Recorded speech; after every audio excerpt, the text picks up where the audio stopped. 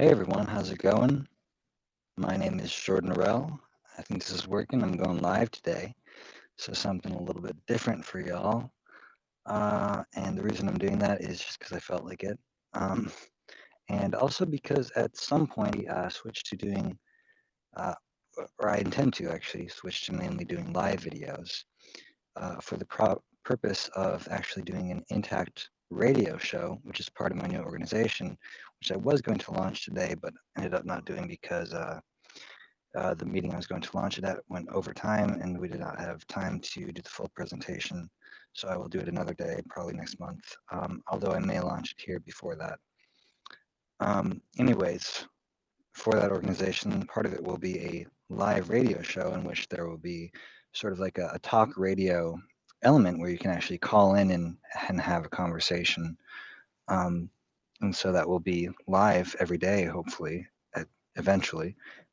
It may start as just a weekly show, but I am going to be doing these meditations every day. So if you're watching, please give me a comment. Let me know your live reactions and thoughts, and I will do my best to respond. If you have any requests for this meditation, it is a meditation, just to be clear. So if you're off topic, I probably won't reply to you. If you start asking me about origin or activism or something like that, that's not what this video is about. So it will remain focused on this meditation, which I know isn't my favorite topic of all my viewers, but too bad because that's what I'm doing. It's what I need for myself, and so that's why I'm making this video, because I'm doing these meditations every day anyways. I have to do this meditation for my own mental health, or I will literally go insane and kill myself. So I have to do these meditations. And then I just kill myself, kill other people too.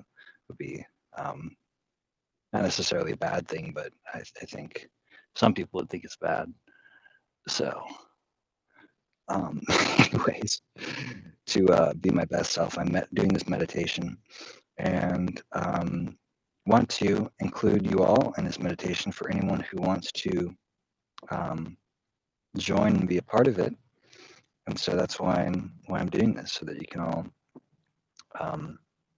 benefit from the profound, wonderful, positive effects that meditation has. So, yeah, I'm going to now start doing the meditation. So, as I said last time, the main point of meditating is to be aware of your experience. And if you can do that, that's really all you actually need as far as instruction goes, is to have an awareness of whatever's going on inside of you, your thoughts and your emotions, as well as to have an awareness of um, your external senses, your visual perception, sounds going on in your environment, any physical conditions. So that's really it. That's really the entirety of what meditation is. And again, just to reflect on the usefulness of that, the reason that we meditate is to gain some ability to manage the experience that we're having. So when you have circumcision trauma, typically the issue is that you get so trapped in that traumatic spiral, that traumatic vortex, that you lose all perspective and you get totally caught in the pain. You get totally caught in a traumatic chain of thoughts about how horrible circumcision is, or you get totally pulled into a chain of traumatic emotions of shame, rage, hatred, what have you. And so, what meditation allows you to do is to actually step back from that emotion or those thoughts and breathe with it. Be separate from that. Notice yourself as the actual awareness of those emotions and thoughts, and hence be able to control your experience of them to some degree. And the more you practice meditation, the more easy it becomes to manage that experience. So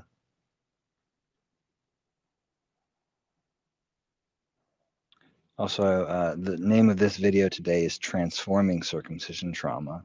And I think I may rename yesterday's video the same thing.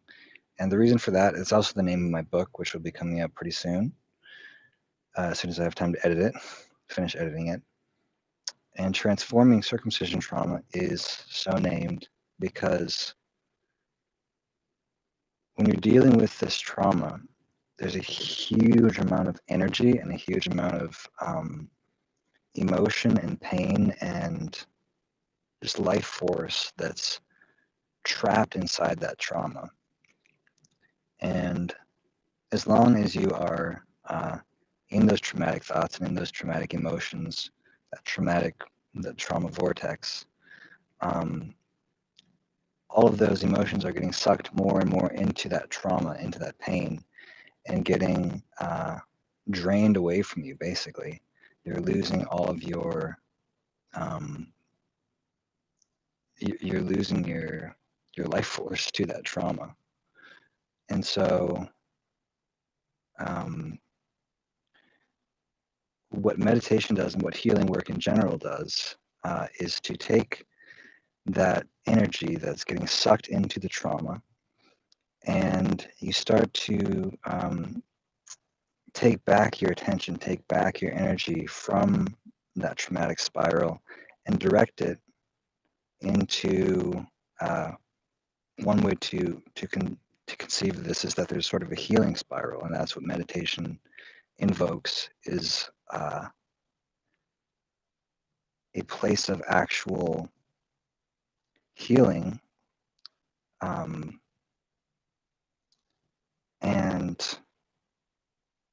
I don't know if I want to get too far into that because there's a lot I could say about that, but it's essentially healing is anything positive that brings your attention and your energy. Yesterday I talked about resources, and it's essentially the same thing. It's anything that brings you back into your essential self. So the part of you that's intentional, you have certain intentions, like you want to be happy, for example. You want to do good in the world of some kind. You want to protect children from genital mutilation. So intactivism is an aspect of healing and an aspect of sort of this trauma, or this healing vortex. Anything that empowers you, anything that that takes you out of that traumatic sort of death spiral of like, this is the worst thing that could possibly happen to me. I may as well kill myself, or everything is horrible and it's not fair, it's not right. I'm not able to experience pleasure. All these thoughts and all these feelings and the shame of like, I'm broken, I'm fundamentally ruined forever. You get out of that as soon as you start to focus on what you do have control over, what you do have power over, and positive things that are happening, or the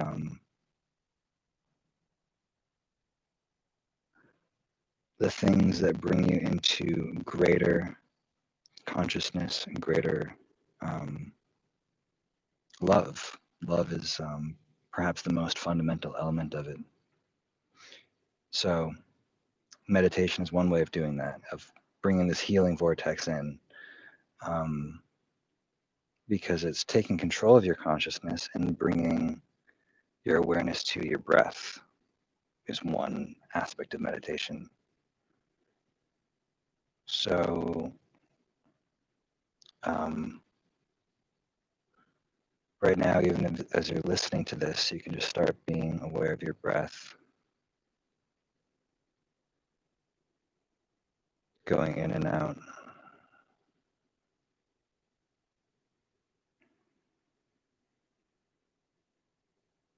And it can be very calming to do so.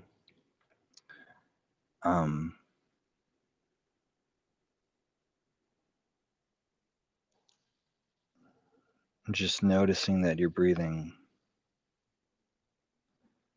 you become more and more aware of a lot of different subtle sensations. Breathing, you can feel your chest rising and falling all the way down into your stomach.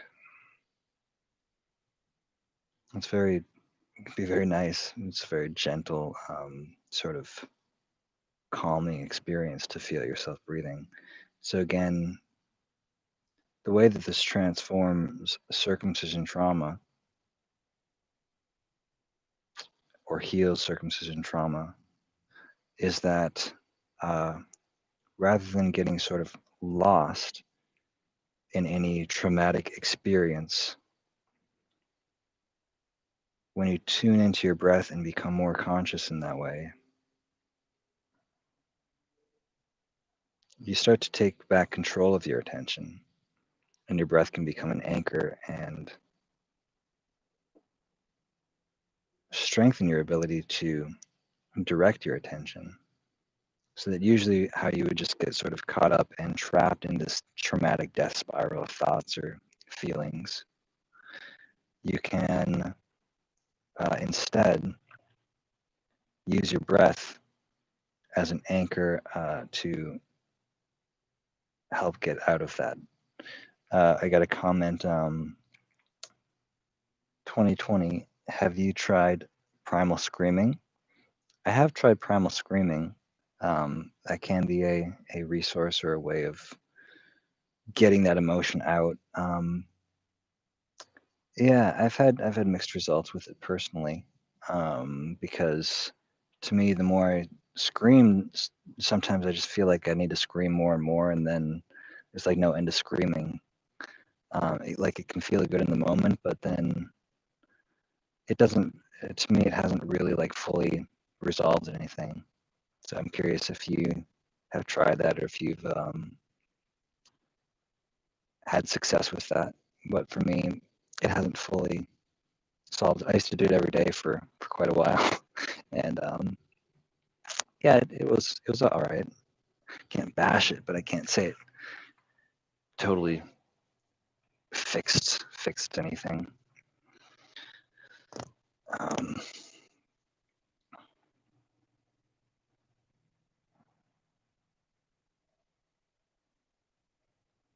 so again, I'm just noticing my breath as I do this. You might think that it's odd to talk while doing a meditation, but you can really do anything while you're meditating, actually. The point is just to increase your awareness, to become more aware as you're doing it. So it's often easiest to just kind of sit there and not say anything while you're meditating. But especially after you've practiced a while, you can sort of still be aware and maintain that mindfulness while you're speaking. I feel it would be good because sometimes I get stuck in my head and can't project my voice good. Yes. Yeah, it's good to definitely do anything that gets you out of your thoughts.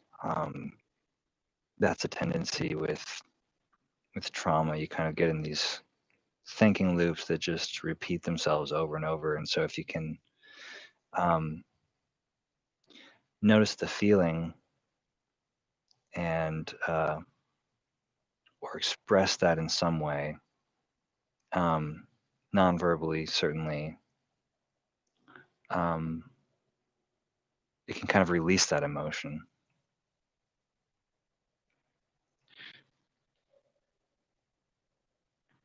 Another exercise I will mention, because it's somewhat related to that, is is actually just speaking your thoughts about circumcision or speaking about your emotions. If you are able to speak, I know you just said you're not really able to, or you're not able to project your voice. I'm not sure if that includes speaking, but if you can just, rather than kind of those thoughts going around and around in your head, very intentionally talk to yourself out loud. It's kind of what I do in these videos. But you can just do it to yourself. That actually helps because you're focusing more on your own experience and just talk out loud about all your feelings around circumcision, your experiences around it, your emotions around it, and just let all of that out and speak it to yourself, kind of speaking and listening to yourself at the same time. That can be a very powerful healing exercise. I've mentioned in some videos I did a while ago, a couple years ago, about healing.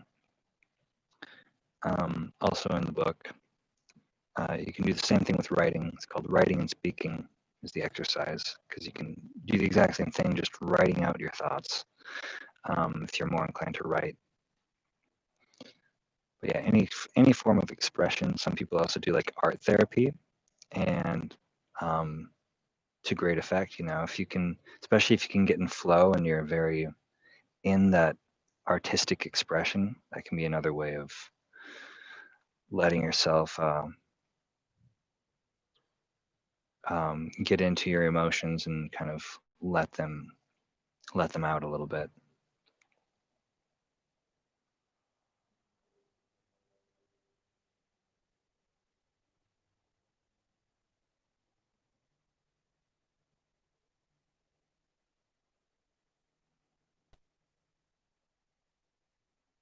I'm very aware as I do this live video versus my normal videos, the radio silence, as they call it, is much more noticeable because I know people are actually watching as I'm doing it. Whereas usually no one watches it until after I post it, so I don't think about it as much. But it's a meditation, and as such, when I'm silent, the reason is because meditations are really about opening yourself, opening your awareness, noticing all the different elements of your experience, which includes, by the way, the silence itself, as I also mentioned yesterday. So as there's space between words or sentences and pauses,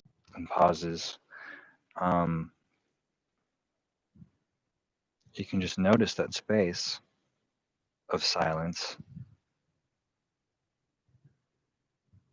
which is not separate from the physical space and the emotional space and all the other forms of space that everything exists in. And just be aware of that space.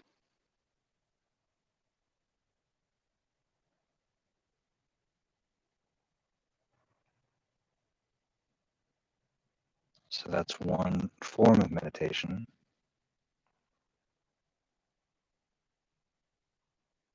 That can be very helpful with circumcision trauma. When you get caught in a certain thought or in a certain feeling, you're usually just very hyper focused on that feeling. But you can start to notice that there's a space around that feeling, or there's a space in which those thoughts are occurring. There's sort of space underneath them and on all sides.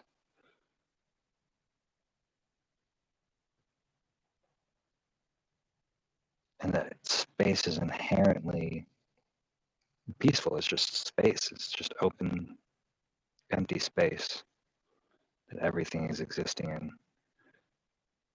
And so by shifting your attention a little bit back from your thoughts and your emotions, especially when they're traumatic, being in that space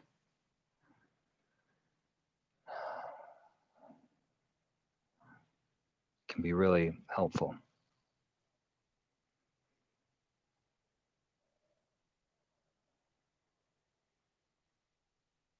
Again, I'm just noticing my breath again. I'll do this often when I'm doing meditation, even if I'm not doing specifically a breath meditation. I'll just come back to my breath.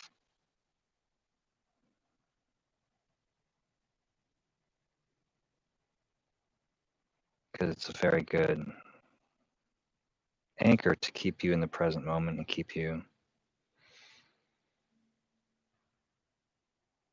just aware of your body, aware that you are aware.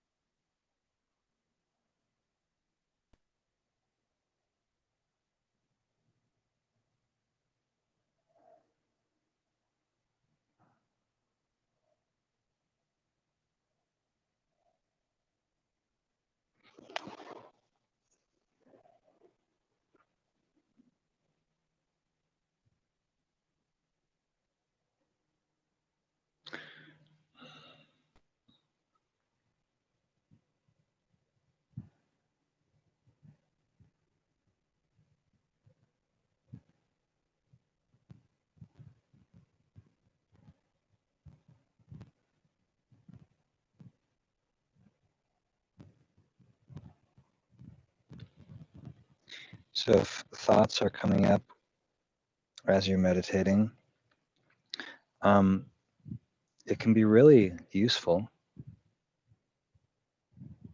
to just watch those thoughts, just kind of be aware of those thoughts as you're thinking them, because usually we get so sort of lost in our thoughts that we don't have the presence of mind to reflect on them critically, to really see, oh, this is a thought I'm thinking. How else might I view that same idea? It really opens your mind up when you have that presence of mind, step back and see what's going on.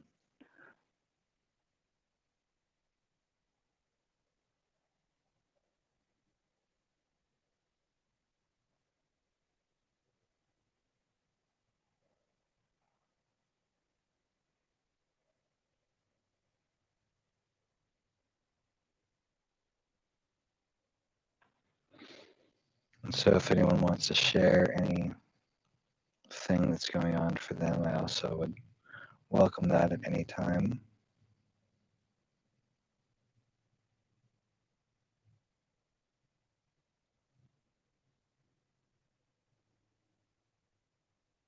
Especially as relates to circumcision trauma, which is sort of the topic of this meditation. Or actually, I should say something on that. This meditation is really just more of a meditation of like whatever comes up.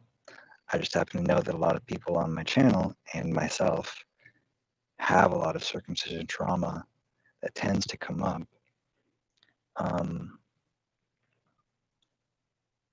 And so that's a really good use for meditation, is to sort of be able to process those thoughts and feelings of trauma. Sometimes if you actually intentionally try to focus on the trauma and like focus intentionally on processing those traumatic thoughts and feelings, it can actually be too overwhelming.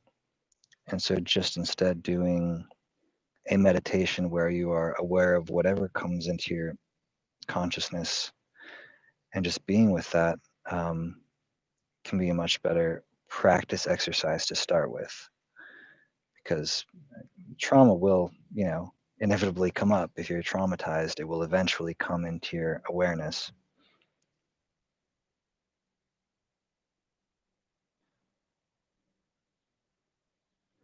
I mean, that's kind of the problem. That's the problem with trauma, is that it's overwhelming. It's too much. There's too much of it. It's coming all the time. And so I found for myself, I had to stop like intentionally going into the trauma so much, and just like focus on my breath for a little bit, and just be with like my surroundings or other things that were coming up, so as not to get so sucked into the circumcision trauma vortex.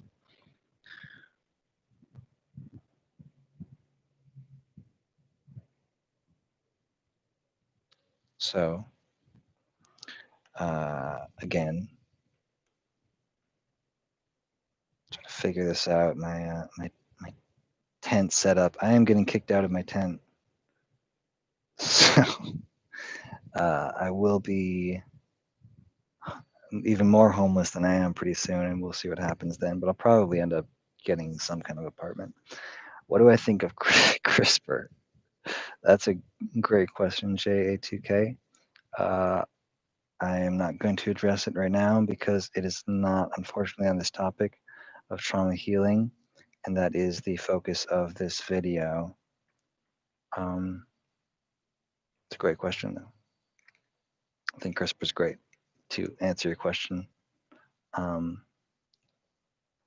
Yeah, I'm sure foreskin regeneration is on a lot of people's minds as part of their trauma.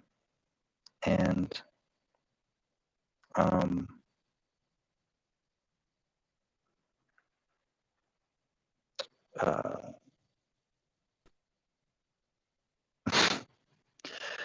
yeah, I definitely hope that that those technologies are developed. And it's not really a special knowledge area of mine. I don't know a lot of details about biomedicine, even remote origin, because I believe it's great. What I will say about it is that um,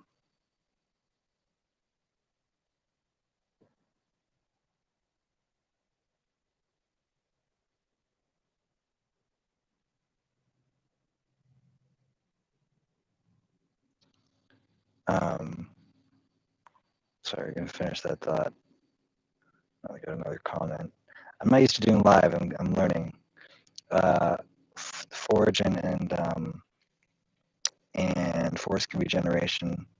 It's a hope, and we do everything we can to make it happen. But there's a limit to what we can do with that. And in the meantime, it's important to take care of your own mental health, which is again why I'm really focusing on healing and transforming that trauma back into energy, so that you'll have the presence of mind to do other activism.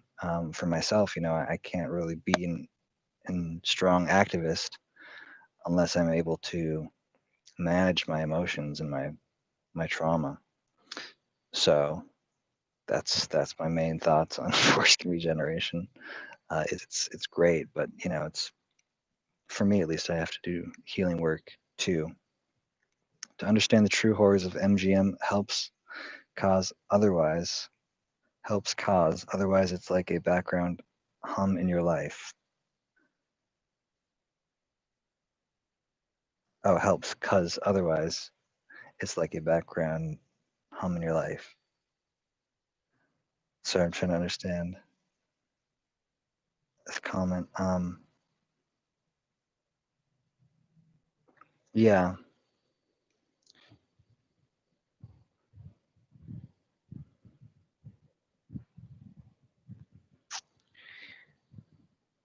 for me, the more I've understood it, honestly, it becomes like worse. The trauma of it actually becomes worse. And so, because, before I knew much about it, I'm like, it's probably not that bad. But as I learn about it, it's like, oh shit, this is like the worst thing that can happen to anyone, and it happened to me. So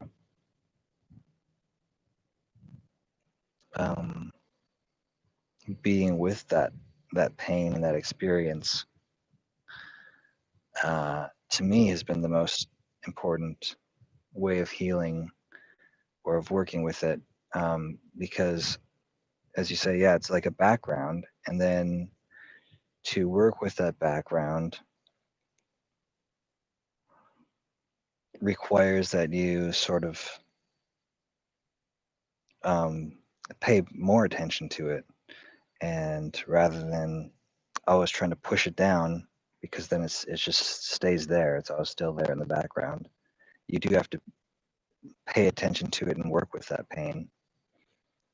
And again, that's what this is all about, what healing work is about, what meditation or um, transformative work is about: being with whatever comes up, being present with it, feeling it, seeing it, and then if you need to, what trauma work is all about is sort of separating yourself from that and using resources like your breath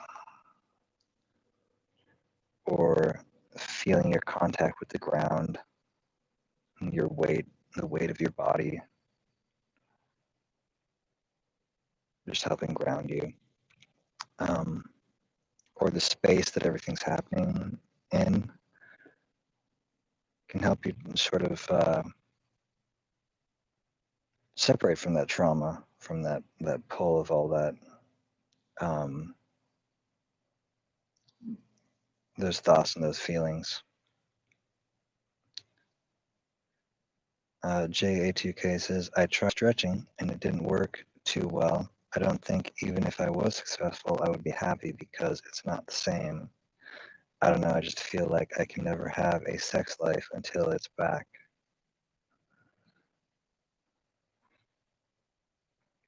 Yeah. It's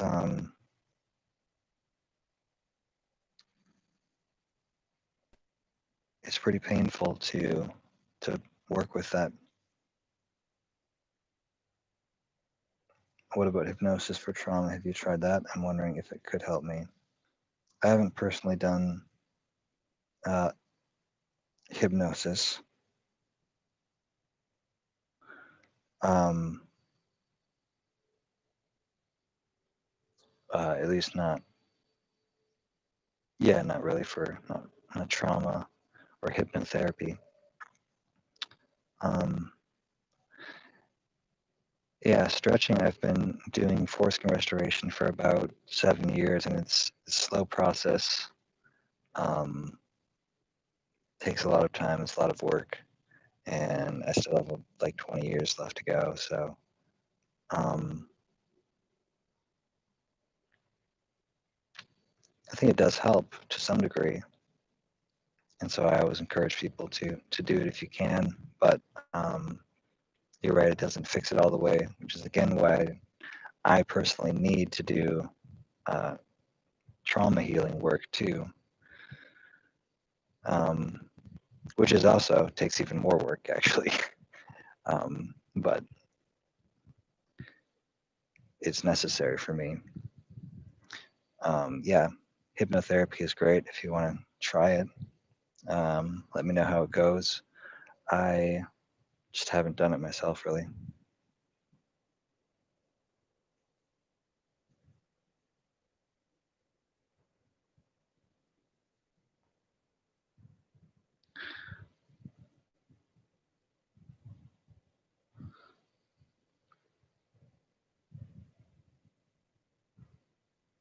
We're getting discussion now in the live chat. Um,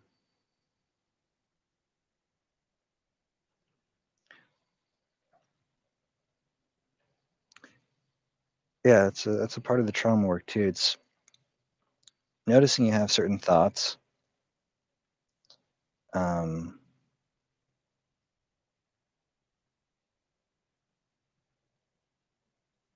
and as 2020 is pointing out, um, you get caught in a certain perspective, a certain line of thoughts, as I've been saying. For example, that you can't enjoy sex, and I don't know how true that is or not for any given individual. I mean, some guys literally have their penis totally destroyed and really can't enjoy sex. It's almost impossible, both for those physical reasons, but then also for the emotional and mental reasons that accompany that. Um, but there's always a way that you can either cause yourself more pain by um,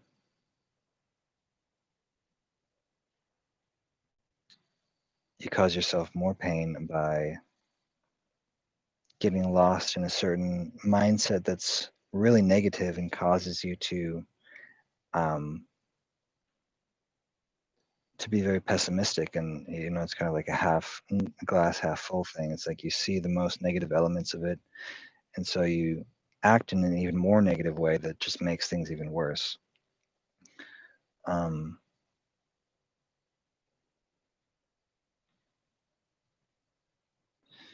what meditation does, keep coming back to this because I really want to stay focused on healing and meditation as a tool for healing.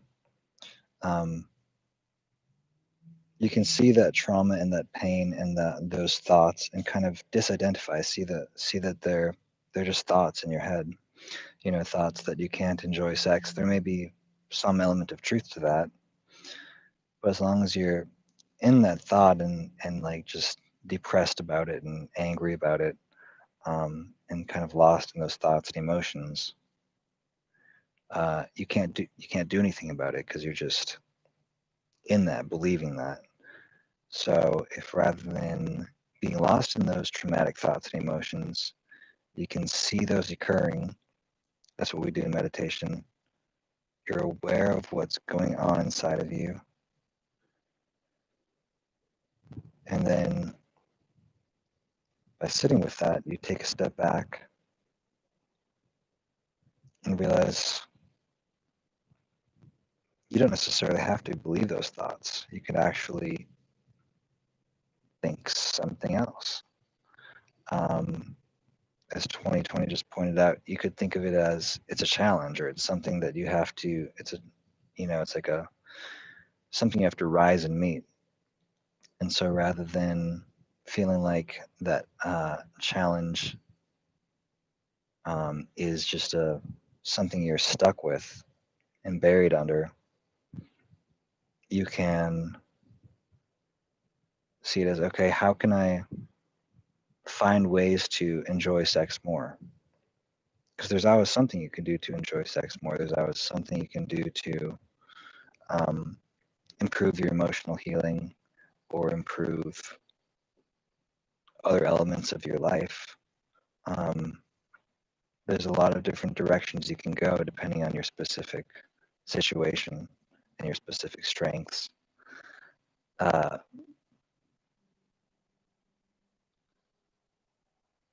but yeah, meditation is sort of the first step in like seeing, oh, okay, these are the thoughts that are going on in my head. This is how I'm feeling about all of that.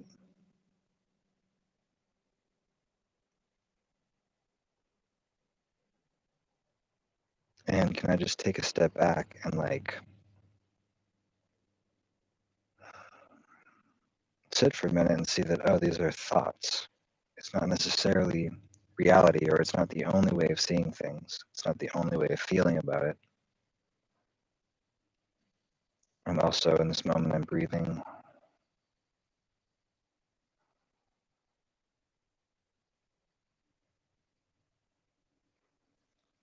I notice there are sounds going on around me.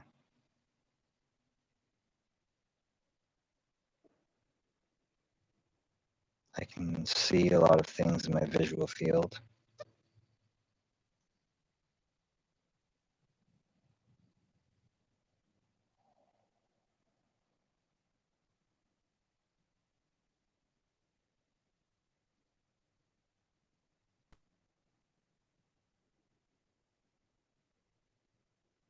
I hear like a grasshopper making noises right now because I'm outside in a tent. It's actually really nice, like the grasshopper thing at least. It's nice that I'm breathing, at least right now.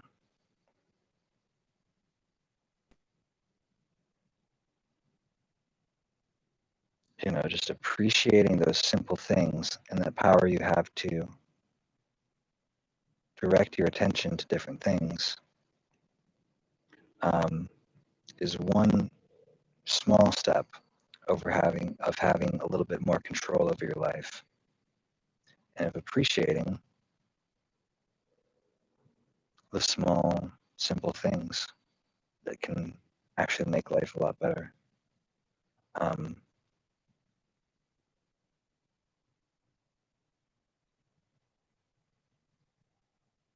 just looking around at your environment, for example, you can see sort of a simple beauty in the world, even of things that are imperfect and basic, just the different textures or different shapes,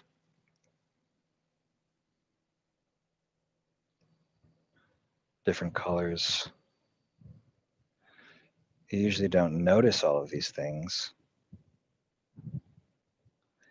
and meditation is a chance to sort of disengage from your usual trappedness, especially in trauma. And again, you can do this anytime that you have like traumatic thoughts or traumatic feelings coming up.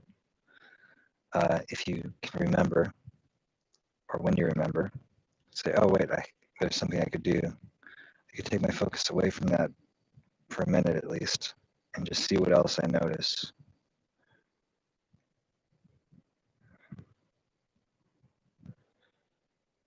Be with your breathing for a minute.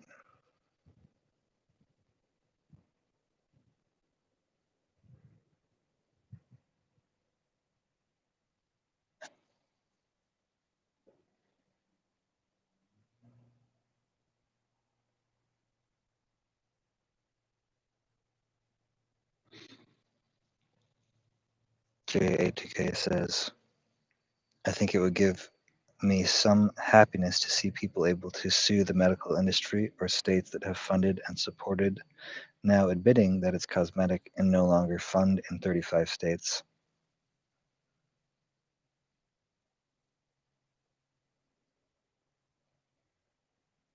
Probably would.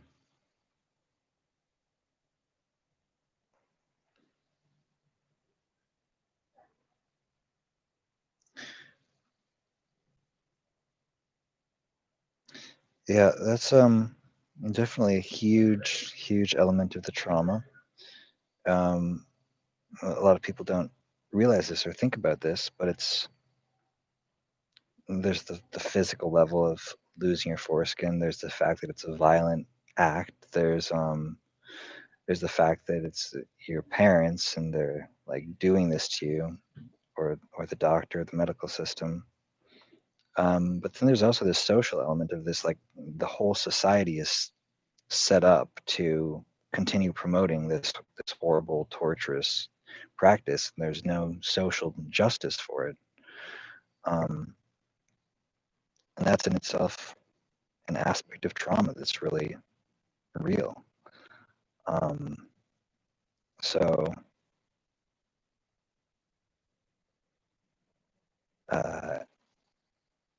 yes, it would be really nice for the medical industry or states that have funded circumcision,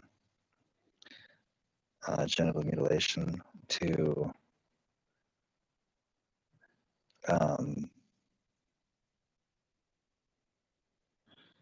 to admit that they made a mistake in promoting this atrocious, uh, torturous barbarism. Um, so I think they knew for a long time there was no medical benefits, and the pain and damage they didn't care because it was a medical industry money grab. maybe, I remain agnostic as to that fact, as to that, as to that. I'm sure some did, and I'm sure some didn't. I know a lot of doctors really are pretty ignorant about the foreskin.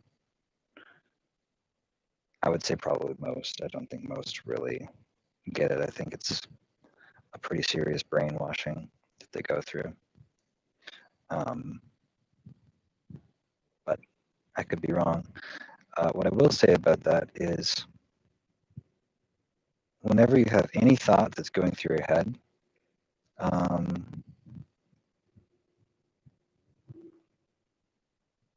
you can notice that thought, and if it's about society or about circumcision or about society promoting circumcision or certain doctors, or your parents or whatever, any aspect of circumcision, no matter what it is, having that in your consciousness, consciously, so to speak, mindfully, seeing that you're thinking these thoughts, and then noticing how it makes you feel, and how it makes you, what thoughts are connected to what thoughts. This is all part of meditation. This is all part of this collective meditation that we're doing here. Seeing how all of this connects to each other and realizing that you have total choice in directing your attention, and that influences then the outcome. So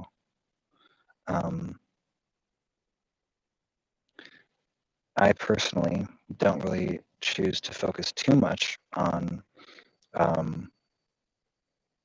least I'll say, when I consciously choose, when I'm aware, when I've meditated and seen, okay, these are my thoughts, I'll see that I'm focusing on my parents is kind of my big thing. I've really hated my parents a lot for this.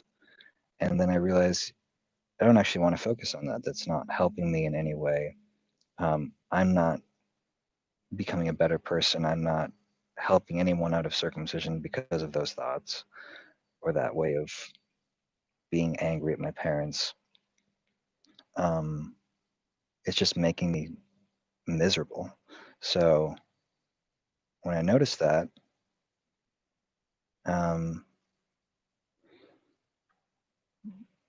I just notice that. I notice that, I meditate with that, I see that.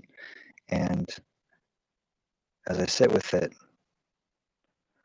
breathe with it, be with that experience, usually I'll see in that moment, I don't really want to think about that. And so I'll kind of let that thought just float through. This is true of pretty much any negative thought. Most negative thoughts don't really improve your life very much, in my experience.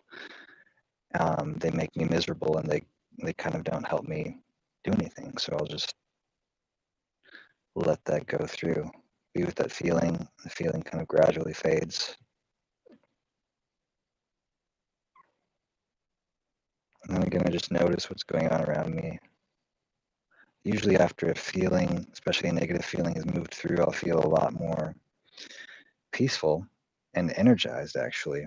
It's part of what's great about doing trauma work is as you be with your traumatic feelings and let them move through, let your anger move through, let your depression or whatever, just be with it. Eventually, it sort of dissipates and you actually feel a lot more energized and a lot more happy than you did before you started being with that trauma. Even if you weren't focused on the trauma before, that's catharsis is a name for that kind of. And what primal scream therapy and a lot of things do is they really focus you on that trauma and sort of release it. But meditation can do the same thing. It's just being with that pain as much as you need to. If it's too much, again, you can focus on your breath or on any other, on the space or on whatever else helps you calm down. But trauma work is all about being with that pain so that you can eventually kind of let it dissolve. And then, you can focus on whatever you want to and take action, which may include pursuing justice of some kind or another. I think I'm a legend, apparently. Thank you, Kevin. I'm in Scotland, and it was still allowed to be done to me due to my father's religion. Yes. Religion, quote unquote. I don't know why there's quotes there, what that's implying, but yeah, it's unfortunate that people have belief systems in which genital mutilation is like a thing that's atrociously horrible. And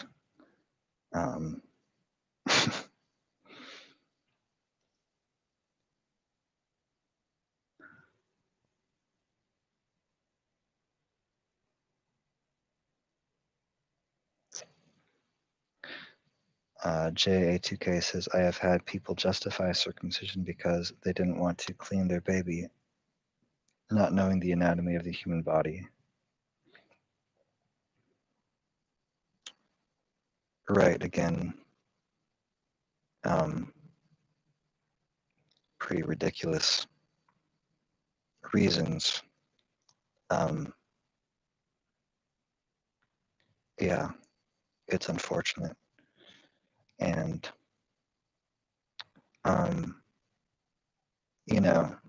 both these comments to me point to there's so much stupidity in the world. There's so much idiocy.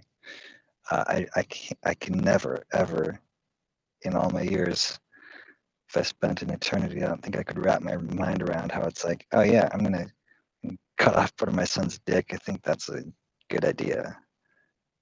Like, I just can't fathom it. I can't fathom it. But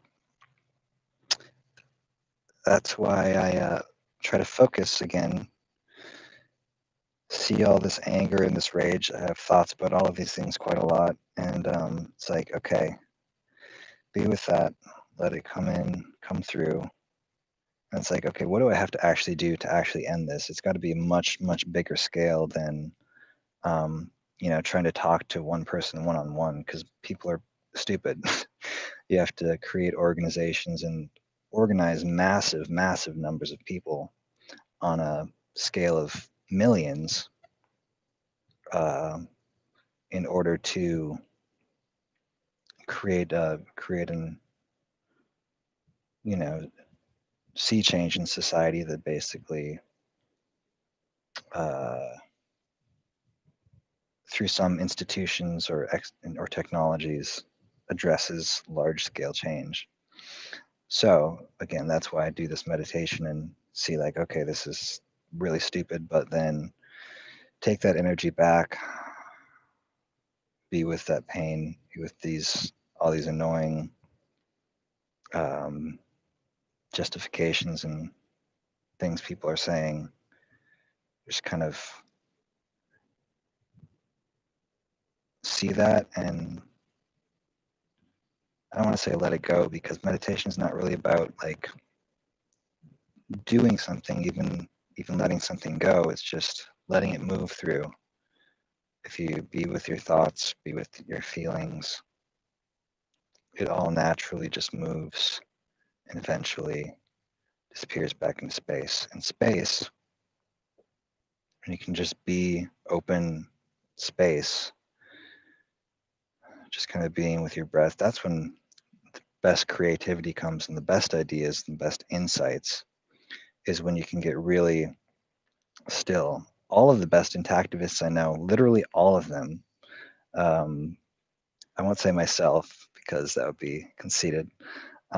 Eric Klopper, Brennan Murata, Jean-Christophe Laurenbaum of Droit de Corps, Michael Winnell of the Bodyguards are meditators. They all meditate and have meditated quite a lot. I don't think that's a coincidence. I think meditating is a really powerful way of centering yourself, of gaining insight, of gaining clarity, and yeah, just empowering yourself, letting all the shit kind of settle and settle down so that you can see what's really important. A lot of people get circumcised because their mom is fucking pervert and thinks it looks better without the skin. I remain agnostic about, well, I'm trying to see exactly what you're saying.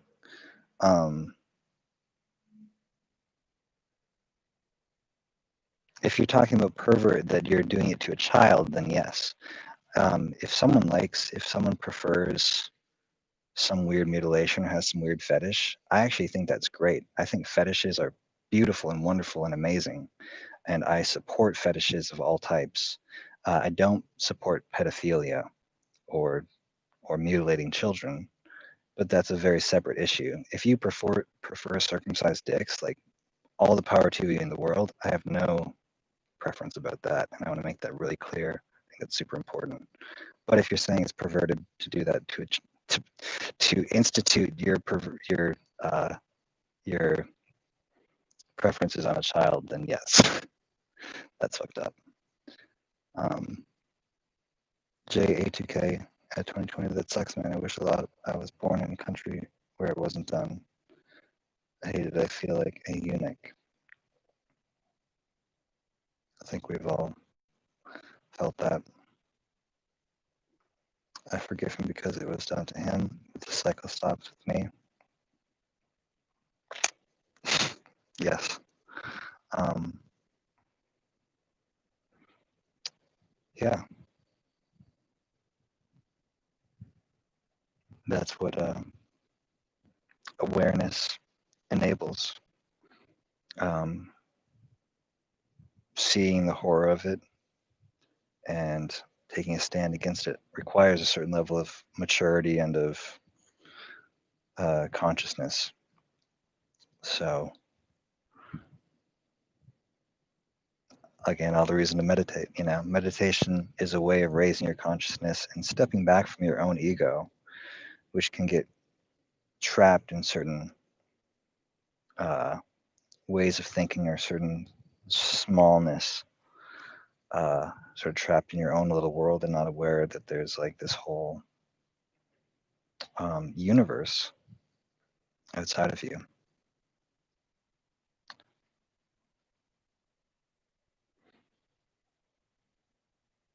So this is fun. I feel like it's not the same meditation I would have done if I was not doing a live video. But it's got a social element, which is interesting. Kevin Huff is trying to meditate into a higher dimension, evolve out of this mutilated flesh body, trying to reach that God mode, which is great.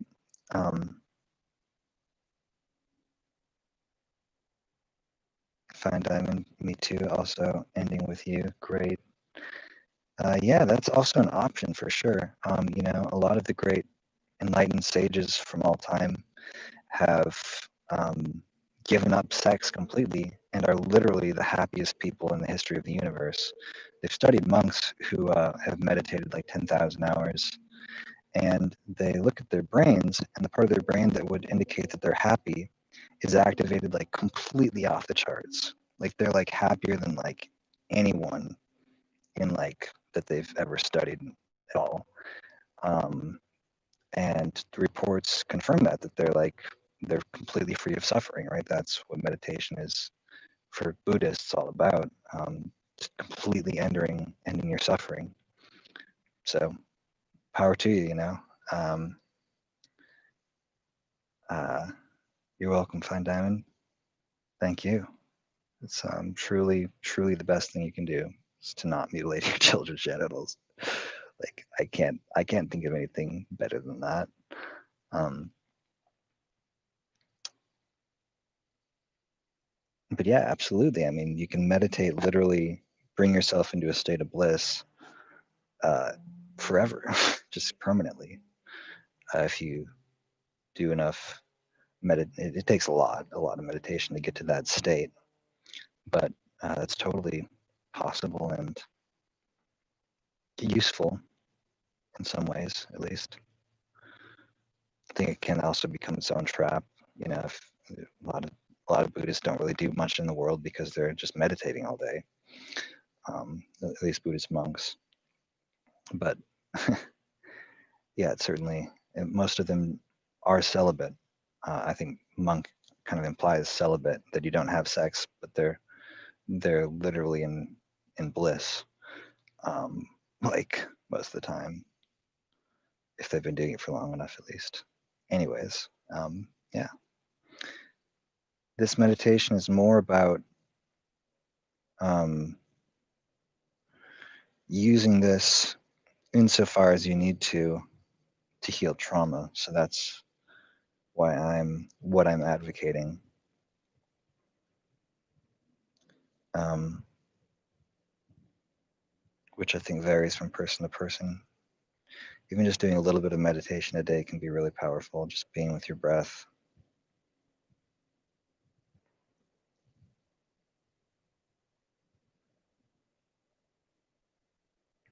And one of the simplest meditations is to just bring your attention back to your breath every time you notice it wandering somewhere.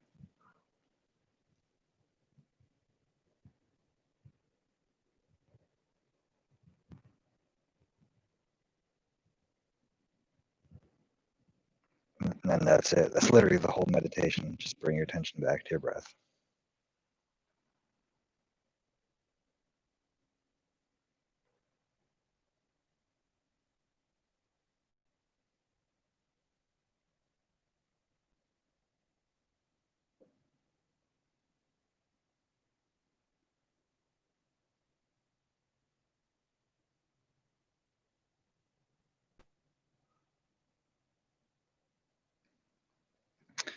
If you have been doing some meditation for a while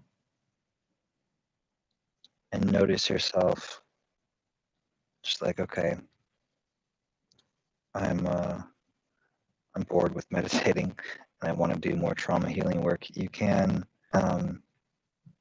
sort of focus your attention on any aspect of circumcision, of genital mutilation that's upsetting to you, and just put your attention there briefly enough that the trauma, you start to feel a little bit of emotion or a little bit of uh, anger, or negative thoughts, or whatever, and then come back to your breath or come back to noticing the space and the silence that everything is happening in.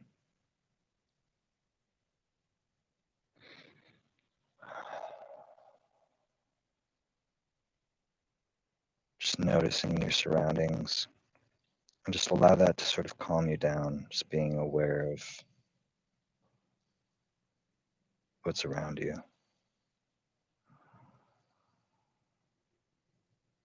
of the present moment, your breath, and whatever. If there's any emotion that was activated by going briefly into that trauma, then you just be with that emotion, kind of feel that.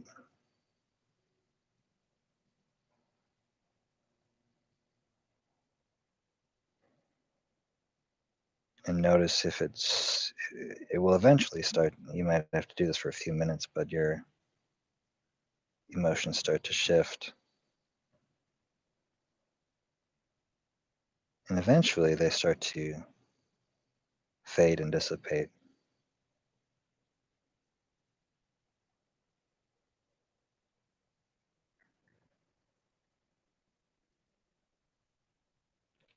And then you might notice yourself pulled back into the trauma at some point.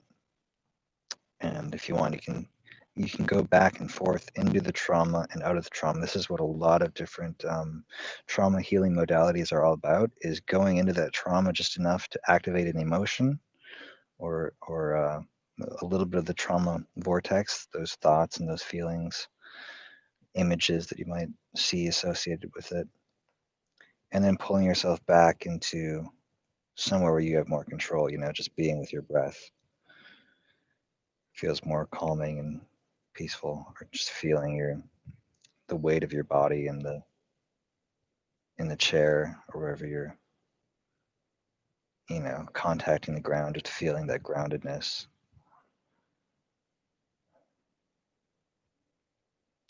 And as you go back and forth, eventually the trauma starts to feel less painful when you go into it, because you gradually process all those emotions and let them be digested by your awareness. And that's basically it. I mean, that's basically the entire trauma healing process. There's a lot of different tips and tricks and ways of aiding that process. And there's other aspects of healing too, but that's the most essential thing. 2020 said, I found semen retention as very healing. And Kevin Huff said, I feel like semen retention is harder when you're circumcised.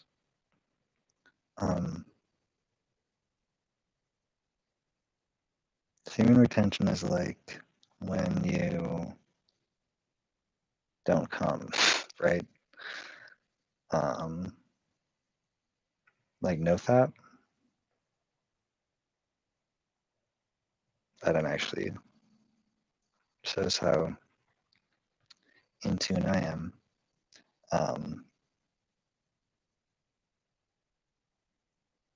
I've tried to not come, but I can't go for very long because my libido is too high. It is cold outside, but I have a heater, and so it's not that cold outside because I have a heater. And I'm in California, also, in outside of Los Angeles. Yeah, there's a lot of different sexual things you can do. If masturbation isn't pleasurable for you anymore, then definitely masturbating less can make it more pleasurable when you do. If you just do it once every week, say, then you're so much more horny that it generally feels better when you masturbate. To me, meditation is the thing that helps most. I get very depressed when I self-pleasure. But if I am doing my meditation regularly, then a lot of those thoughts, I just won't follow that track of thinking or feeling. And so, yeah. There's also tantric sexual things you can do that are great.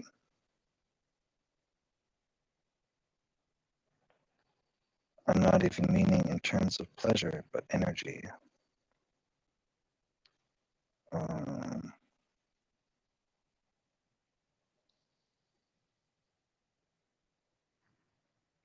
So semen energy, retaining semen energy.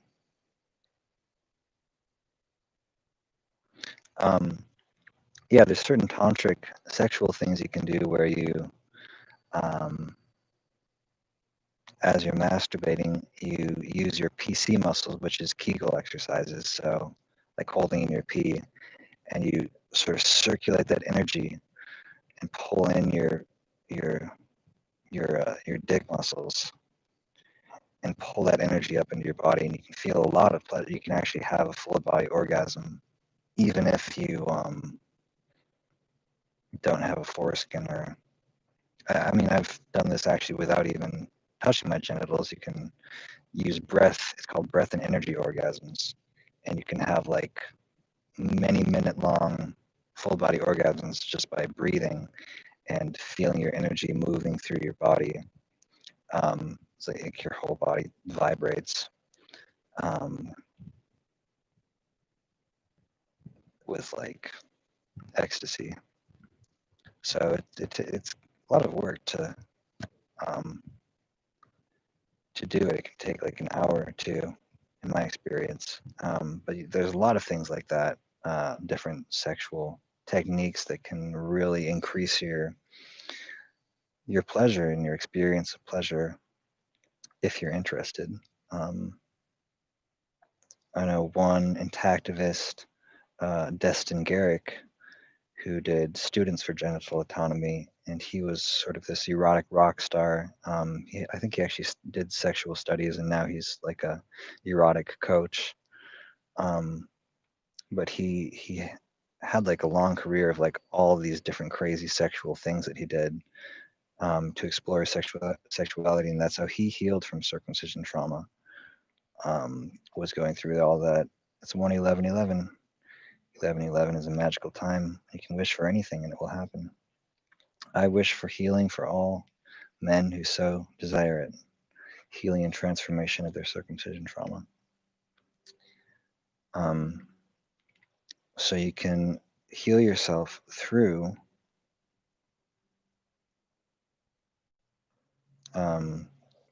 certainly doing sexual pleasure explorations. And I would recommend, finding ways to enhance your pleasure and not letting circumcision mean that you can't experience pleasure anymore, because you can. Even if you had no dick, you can still experience a lot of pleasure in life, and that can indeed be very therapeutic. Kevin Huff is trying to get cocaine orgasms. Some cocaine orgasms make up for it. You need to work on your grammar, bro.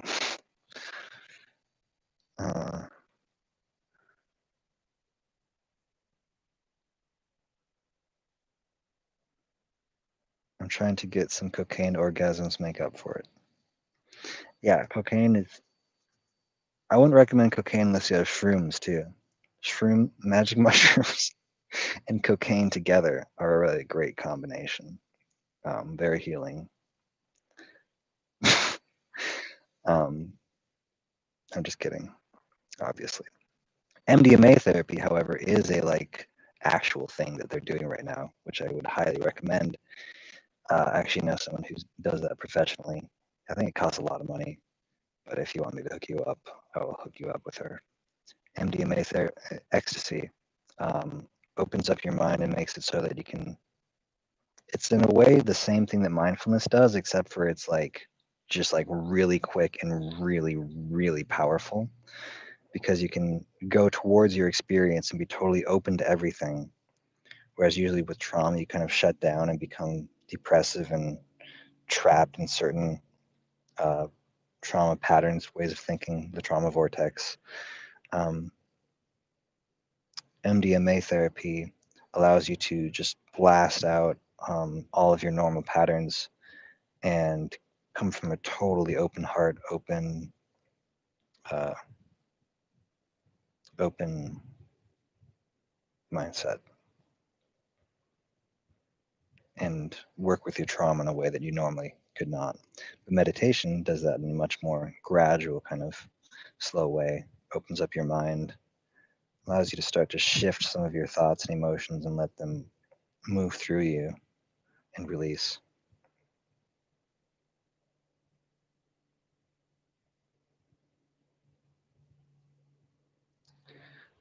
Um, and Kevin Huff is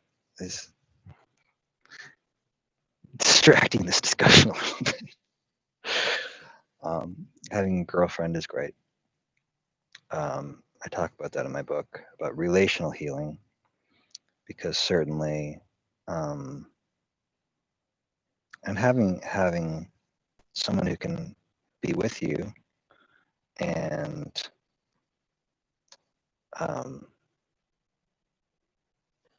sort of love you through that pain can be really helpful, in addition to the sexual benefits of having a girlfriend.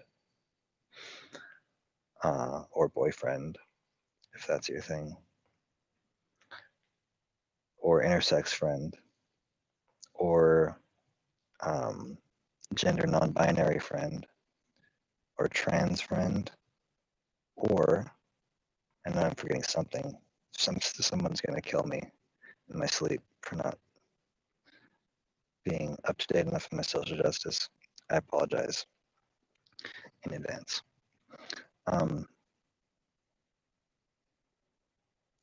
Yeah.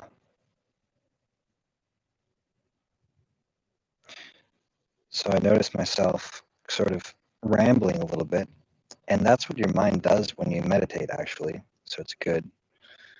Everything in meditation is always an opportunity. So when you notice yourself getting lost in some rambling thought pattern, or just totally unconscious and like lost in whatever, any distraction, usually it's a thought, you just notice that. Notice that thinking going on. So right now, as I'm speaking, I'm now aware that I'm speaking as I'm speaking. I'm still talking, but it's not the same kind of rambling because I'm aware of it as I'm talking. And then I can expand that awareness out and also, again, be aware of my breathing. Kind of 2020. Thank you for watching.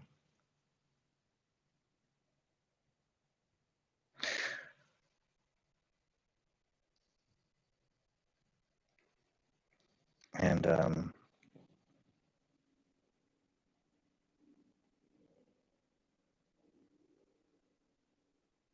yeah, again, meditation is so simple, it's almost difficult to make something out of it. But you can be aware of your sensations. Because I repeat myself, I'm just saying the same thing over and over and over again. Because meditation's, it's pretty simple. You're just aware. You're just mindful and watching whatever's happening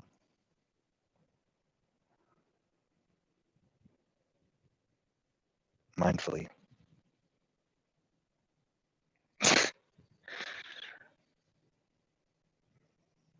Kevin, you did not mess the chat up. If you're super annoying, I will just ignore you. That's always an option. But like, um, honestly, there's not that many people commenting, so it's nice to have someone commenting actually. So appreciate you. Um,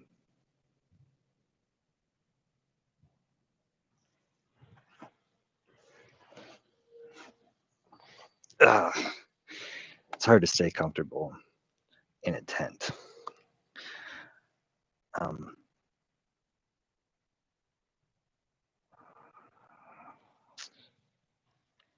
yeah, so meditation, because it's so simple, that's part of what makes it difficult too, because it can be kind of boring for your mind or for your, if you're used to having more entertainment and stimulation. Meditation is very simple, and that's part of why it's so healing, is because it's very, whereas the trauma tends to be very energized and very chaotic and just pull you in because it's like there's no, it's very claustrophobic. It just jumps from one traumatic thought and feeling to the next. There's no sense of space or awareness or anything. It's just like pulled uh, into the pain. And so meditation, it's just like totally spacious, totally open. You can see that trauma happening and then separate yourself out from it and be aware of your breath, be aware of the different sensations,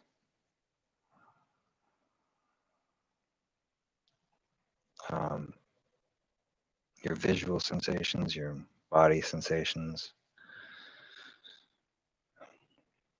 Another thing I could recommend is a body scan, which is just going through each body part and being aware of all of your body. So, just starting with your feet, feeling your feet for a few seconds.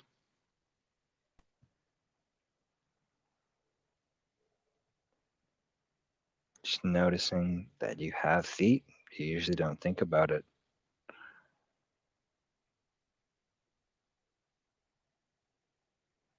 Being around good people helps. Being isolated and mutilated amplifies it.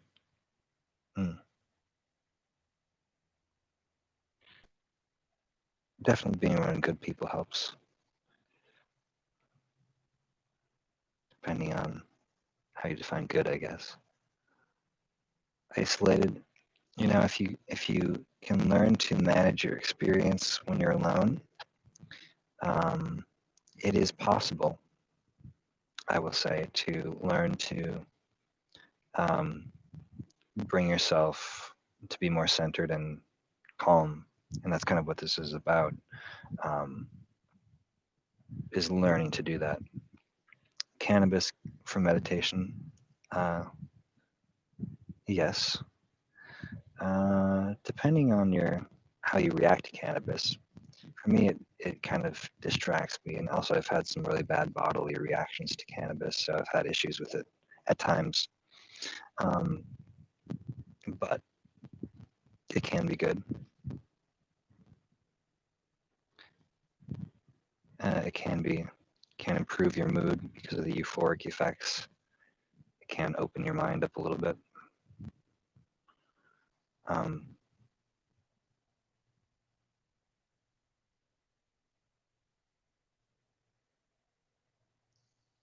So body scanning, you can notice your feet, and if you can't feel your feet, you can move your toes around a little bit, flex your feet a little bit, and just noticing the feeling of having feet. You can even get more minute and notice your toes one at a time. You can even just notice one foot at a time, toe by toe. There's sort of a subtle, almost vibrational quality about it. Eckhart Tolle talks about this a lot. It's like your inner body, there's a tingly feeling. If you pay attention to it for long enough, it's actually really nice. And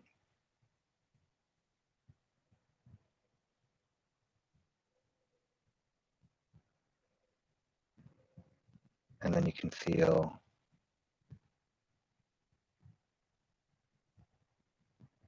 the other parts of your feet, the top of your feet, the balls of your feet, the wide part of the bottom of your feet,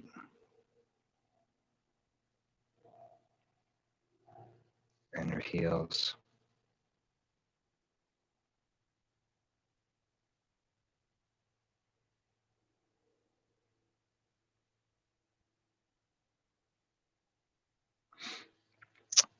You can notice your feet connected to the ground. And again, anything that connects you to the ground or that makes you feel the earth below you, feeling the gravity, your weight connecting you to the ground can be helpful. Because it helps take you out of your thoughts into the earth. Just feeling your feet on the ground. Just feeling your feet as a whole.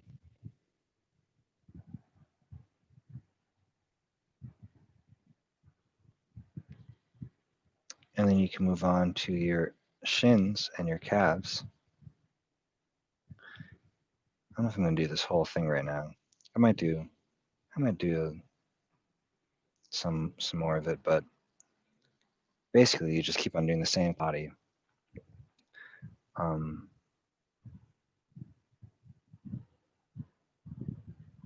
Kevin Huff says staying busy helps. Having a job or school, being in your room too much, staring at mutilated penis makes it worse. Yeah. The thing with trauma is you need to, if you're going to process it and address it and confront it, you want to do it slowly and gradually, and have as much stability in your life and have as much resources. Again, meditation itself, the reason I focus on it so much is because it is a resource, and I found it really, really helpful as a resource. Mindfulness, it's a huge tool in all of psychology right now. It's kind of having a moment, so to speak, because it is powerful and very universal. But having school, job, people, as you say, can all be resources, can all be ways um, of taking you out of that traumatic thoughts or traumatic feelings, and into something that's positive, or that feels like you're moving forward, that you have more control and power over. So those are all great resources. Absolutely. And then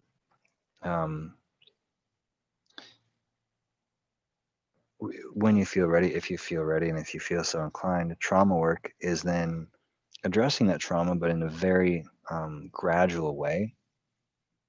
So as you've noticed, haven't really directly said go into the trauma, or like, okay, now think about genital mutilation as much as you can, and just like go into the horror of it, because you probably get taken into that anyways if you're suffering from this. But going into it too much, you're right, is often not really helpful. It's just re-traumatizing and reactivating that. Any kind of trauma work that you do, you need to be able to very gradually digest it and have plenty of calming and empowering or positive experience, so that you can just very gradually work with that trauma. Yeah.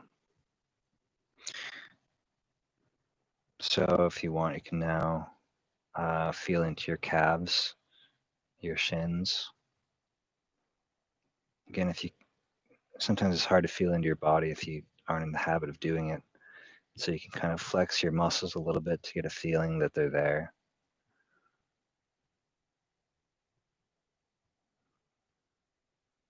And then just notice that feeling that's activated.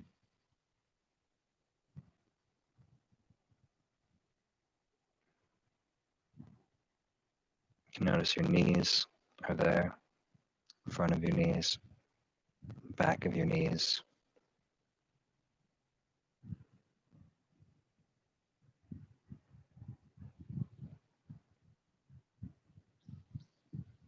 upper legs,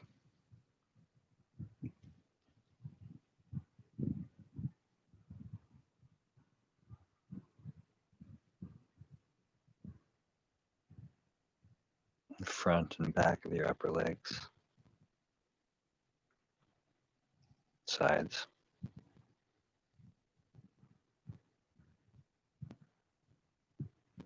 I'll usually skip my feeling into my dick when I'm doing this meditation, just because, I mean, sometimes I will. It depends how I feel. If I'm already feeling too activated, then I won't do what would be more activating, which is, focusing on that trauma. So I would just skip and say, feel into my butt. Your butt can also be grounding because you're feeling your connection to whatever you're sitting on, if you're sitting.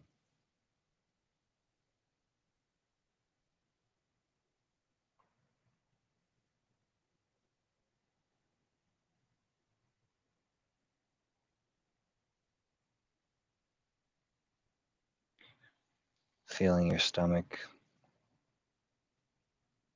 and your back, or lower back.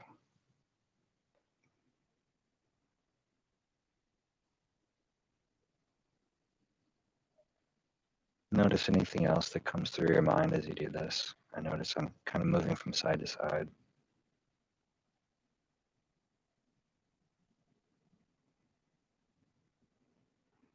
Notice a plane flying overhead.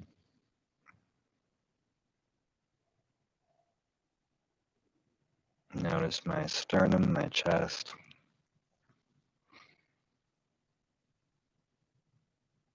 Upper back.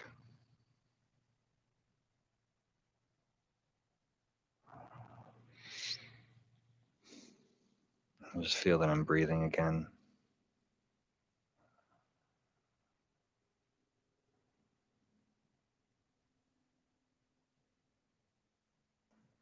Noticing my arms, my upper arms.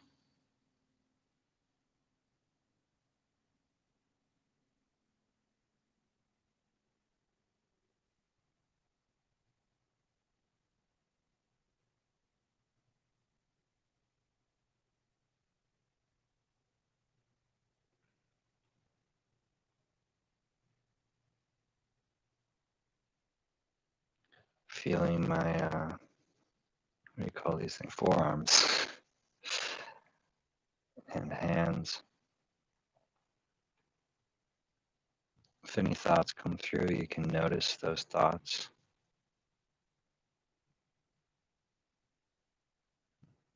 Or images.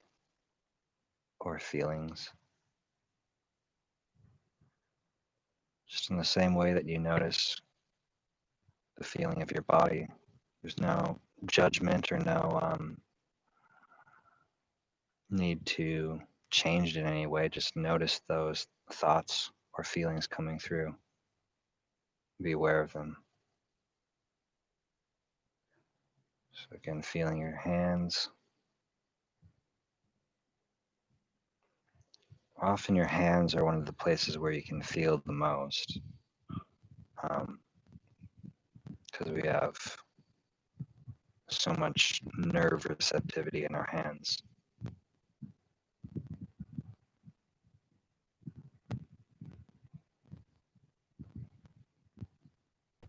So it's very easy to be aware of your hands usually.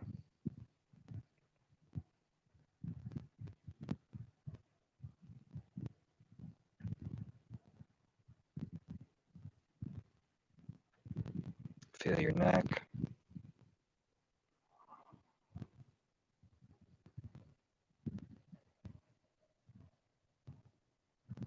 Your head.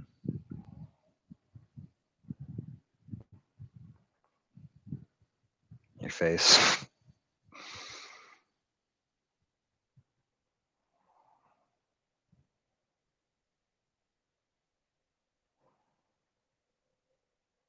And aware of your eyes and what you're seeing, or your ears and what you're hearing.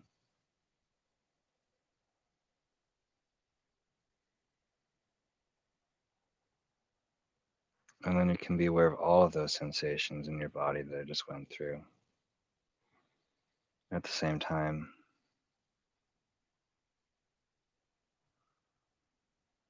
as one unified energy field.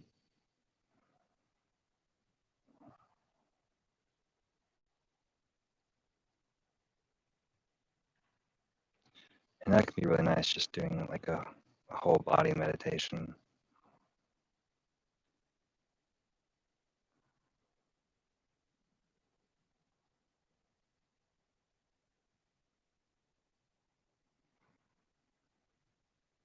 Sometimes meditating on your body will bring up thoughts or feelings about circumcision and about your penis, obviously, because that's part of your body. And one thing you can do with that is notice those thoughts or those feelings or thoughts. You may feel something specifically in your penis related to circumcision, and you can feel that sensation But then you can kind of shift it out of that, and it's really useful to have these other sensations in your body so that you don't just focus on that again, because if you focus too much on that, those sensations associated with circumcision, it gets to be too much. And so then you can intentionally shift your focus back to the feeling of yourself connected to the ground and that sensation of sitting. Maybe feel your feet again, your hands, your breathing. Just noticing all the different parts of your body that help you to get out of just that focus on circumcision. And then you can go again, if you want, you can go back and forth. You don't have to focus on circumcision at all during that meditation if you don't want to. Just focusing on all the other parts of your body can be very pleasant and calming and a good awareness practice.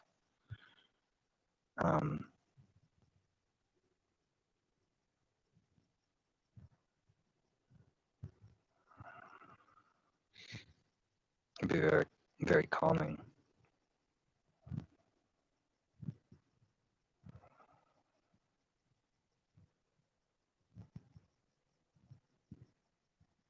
But if you feel so called, just very gradually, maybe feel that sensation that comes up around circumcision, or that emotion that comes up, whatever it is. Just dip into it for a second, and then kind of again focus somewhere else so that you're not too overactivated by it. You get a feel for this eventually as you continue doing meditation exercises, how much you can go into it and how much you just want to. It's usually more calming, and breath and other parts of your body, or being aware of space, or being aware of other positive resources in your life, like people. You can bring people to mind who are sources of love, or you can bring other things in your life that can make you feel good to your mind, and that can kind of help you feel better. And it's usually good to do more of that so that you're not so overwhelmed by trauma. Sorry, I know Kevin's been saying a few things here. I meditate on how it would feel like to have foreskin. That's also something I talk about a lot. I really need to release this book because you hit a lot of good points that I do cover. I'm sure a lot of people would benefit from. Corrective experiences is any type of experience you give yourself, or that you go into, in which you are giving yourself something that the trauma has taken away from you, or that has provided you the opposite experience. So you can imagine yourself having foreskin, or being loved by your parents and feeling like you're protected, or a number of other things that are sort of the opposite of that traumatic experience of circumcision. Living in a society where circumcision doesn't happen is another one. Yeah, anything that you feel traumatized by about circumcision, you can mentally give yourself, and there are techniques to do this, to give yourself a very vivid experience of the opposite. Another word for this is reparenting, because often traumatic experiences happen in childhood, and so it's like imagining that your parents were who you would have wanted them to be, and giving yourself that experience of being parented by really loving parents, so that you can feel that. But yeah, that is something that can be helpful. A lot of times also when I've meditated on the experience of having foreskin and just feeling whole is very emotional and very sad, and I think that can help with the grief process of like imagining it helps me realize like how bad I want it and how painful that is, and that grief, and helps me really feel that sadness too. Um, this is the challenge God placed on us. Everybody has their challenges. Yes, that could definitely be a good mindset. Uh, Again, seeing it as a challenge and something um, that you really have to be heroic to actually face.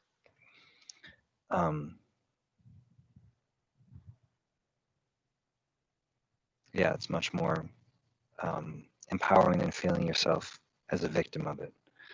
So it's good to be able to see that you can choose that way of thinking. If you obsess over foreskin, the rabbi wins. If you move on with life and accept you don't need it, you win. Yeah, if that works for you.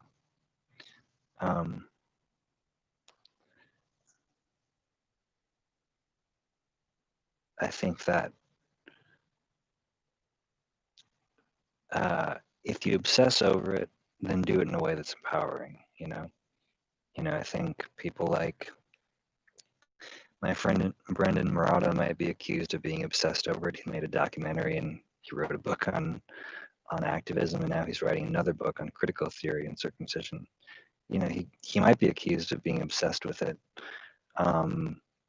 Although I think he actually has a lot of other interests too and has a pretty balanced life. But it's okay to be obsessed with it, I would say. If you're going to be obsessed with it, then do so in a productive way.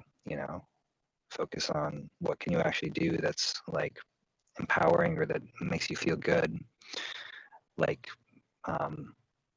making a documentary or writing a book about it or doing something that really is positive. But you can also just move on with your life or focus on something else, and maybe there's other gifts you have to offer to the world or just a different way you want to live your life. That's okay too.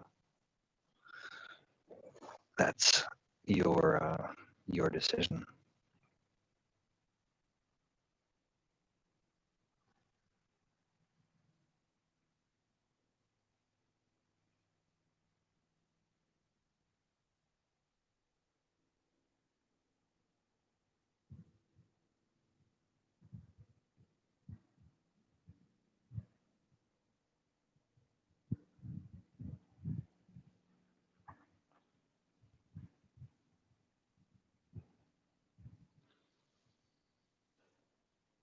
Hmm. Right, yeah, accepting it. It's important to think about what accepting really means. Accepting doesn't necessarily mean that you're like, oh, like it's fine, it's good, who cares? You can accept it, but at the same time still do something about it and be an activist. Acceptance can be more like facing reality. It's like it is the way it is, and confronting that. Um, that's kind of what trauma healing is all about. Is like,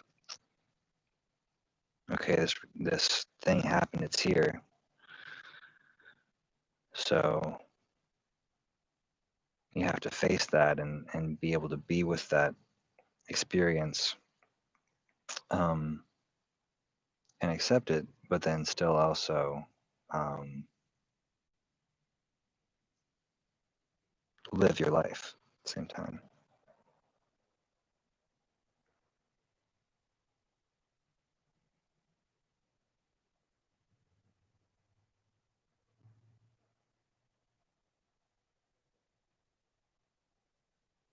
Again, just noticing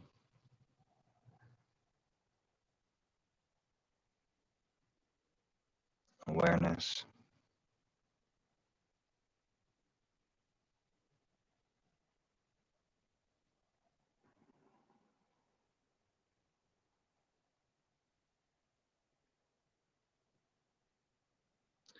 Zen teachers are famous for kind of being dicks. They like carry sticks around and like beat their students um, in order to help them focus and be more aware and mindful. Because that way the students, they know that if they're not paying attention, they're going to get beaten, which really kind of ups the ante. And the students, they're there voluntarily. It's not like they're forced to be there. They want to be forced to be aware. So sometimes I feel like when I'm doing meditation, like I'm continually just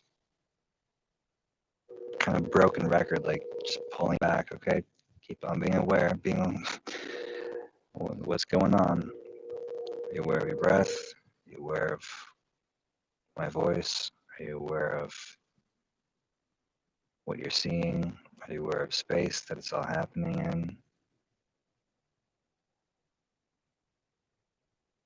Because I myself forget to be aware. And oh, hi, Nick Freeman. What's up?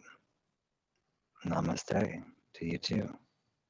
Is your picture that one guy from the Z thing? the movie with the guy and the fireworks? The map? Yeah, that one.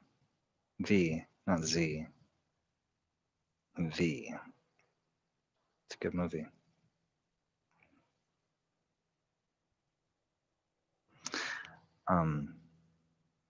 Awareness.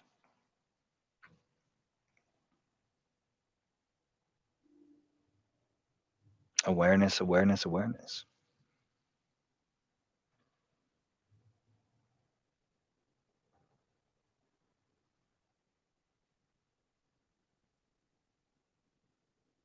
Everything is awareness. There's nothing you will ever encounter that you're not aware of, or you wouldn't encounter it.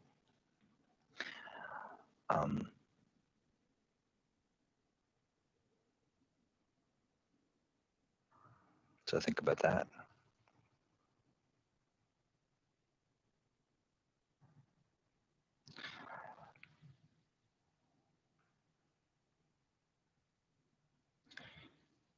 Yeah.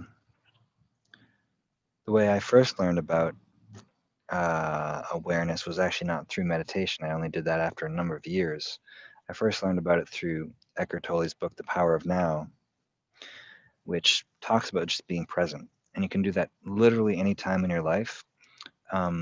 It's really great because a lot of times we're kind of lost in our thoughts in the past, regretting something or lost in some memory or thinking about the future and trying to plan or worrying about something or lost in some anxiety or just in some abstract thought.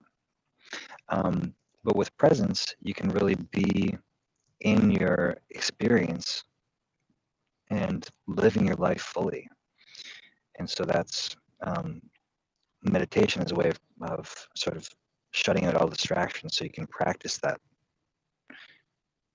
Just be totally present with what you're experiencing in your awareness, your breath, your senses, seeing your thoughts move through your emotions in your body.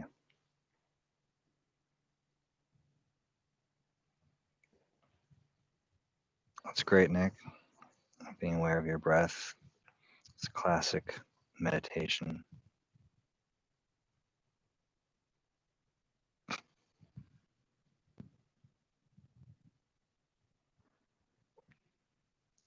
Being rich is nice.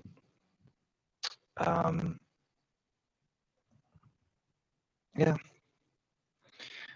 I intend to be the world's first trillionaire, and have plans.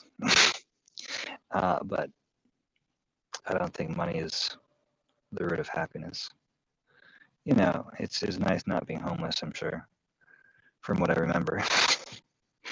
But really, I have to agree with Nick. If you can just be aware of your breath, like that's more important than any amount of money. I would give up all the money in the world if I could, at least in terms of my own happiness. If I had all the money in the world, it would be nice because I could fund foreskin regeneration, among other projects.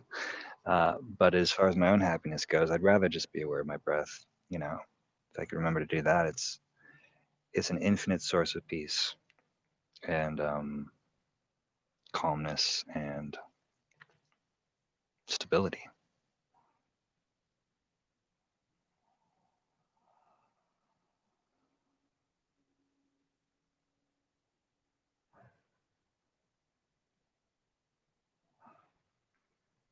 If I'm meditating every day, um, I never have issues with circumcision trauma, or at least it never becomes overwhelming. Sometimes it'll still come up a little bit here and there.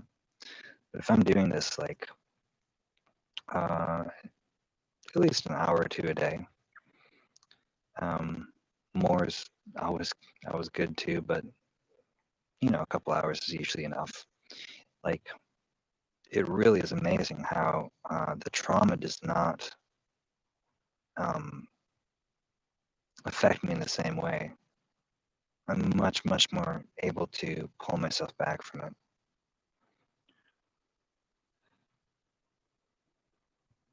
Practice just being aware of it rather than trapped in it.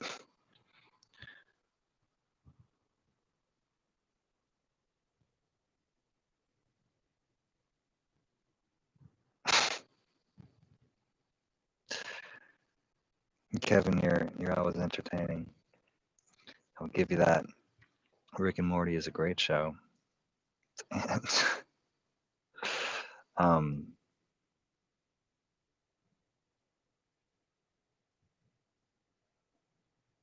I don't know where time machines come into this.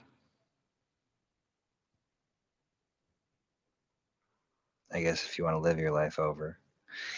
But I would be much more apt to say, just extend your life indefinitely. Which, if the futurists are to be believed, such as what are their names? The future is faster than you think by people. Immortality is only a couple decades away. So we'll see if that's true or not. But I feel like that's a little sidetrack. Yeah, no, it's good to have dreams. It's good to have a vision of what you want for your life. And I do talk about that a lot in my book. What are your values? Who do you want to be? And that's a great thing to meditate on too. It's like you can get very still and see like what matters most to you in life. And if money comes up as your answer, it's like, well, money's good, but like, why do you want money? Money in itself is literally worthless unless you do something with it. I mean, it has to give you something. Does it give you security? Does it give you some kind of pleasure? Does it help you achieve love? So whatever you want, you can then ask, what will that give you?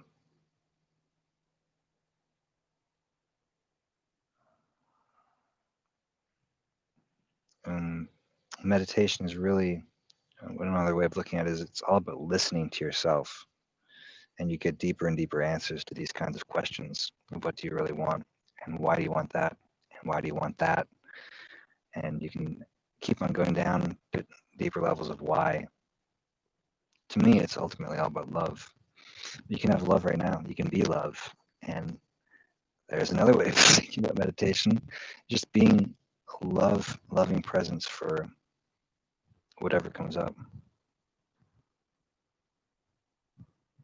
A loving space of awareness. And the more you do that, the more powerful it becomes. Nick Freeman says, I hope people use AI for good, not bad. Well, you'll be excited for my project that's coming up in, I don't know, a couple of decades. I'm kind of focused on the circumcision thing right now. But I want to create a social stock market that relies heavily on AI and would essentially route all resources, all currency, all money toward social good and toward human flourishing and happiness. So I agree with that and intend to create that. Kevin Huff, 100% dreams is the key of reality, is the gateway. My dreams are insanely vivid. You mean like your goals, like dreams, like not like sleeping dreams. I think he means goals.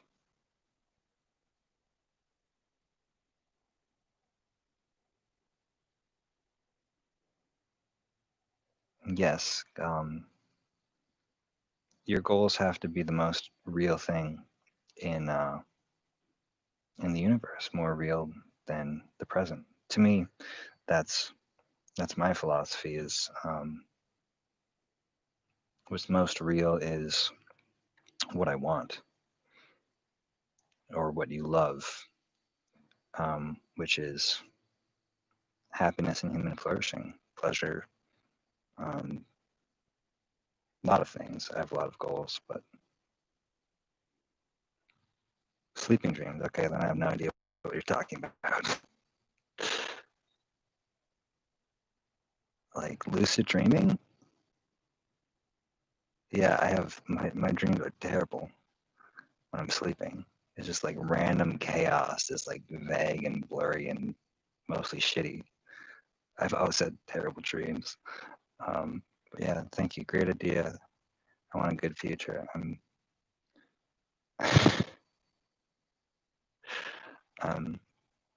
excited. I'm excited for once this whole genital mutilation thing is solved, which I'm hoping will happen soon.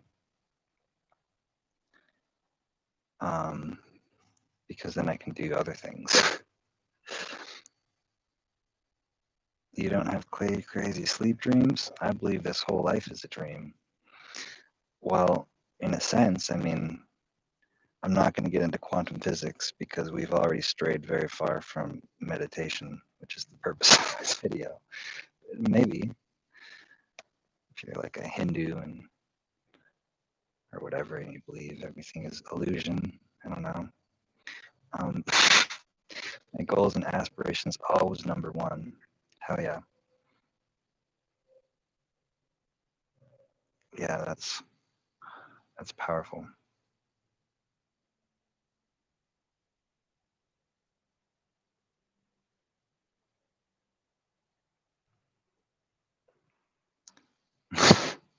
Lucid dreaming is what I live for. Damn, you like my brother. Thank you, I guess. Yeah, I've never done lucid dreaming really. I used to record my dreams every night, but then like they just got more and more detailed, and I'd be like writing for 2 hours every morning, writing down all the details from my dreams. So I stopped doing that.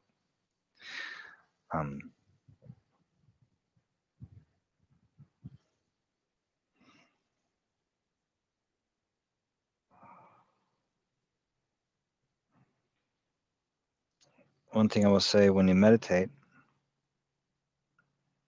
putting your body in different postures, for example, this mudra of folded hands, or this one of like this thing, or this one of like having hands like this in your lap, or just of putting your hands right here, are all mudras that can be helpful to just kind of focus you, because when you have your hands in a specific way, then that itself becomes an anchor and a reminder to be aware. So I do this at a lot of sometimes at the end of a video, or when someone's getting out of my car when I'm doing Uber, just to like be like, thank you. And also just to like focus your hands, or do this kind of like focuses that energy.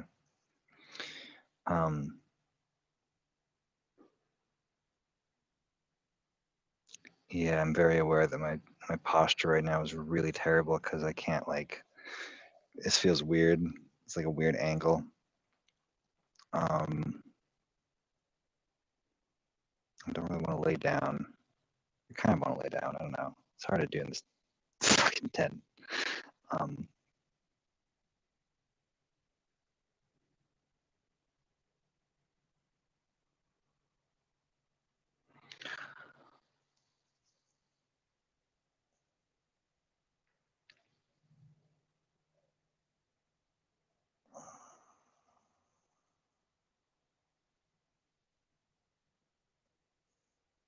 You ever watch Spirit Science Channel? No, I don't. Sorry. I don't believe in spirit or New Ageism or spirituality. I think it's all bullshit. It's all a delusion. It's all just ego.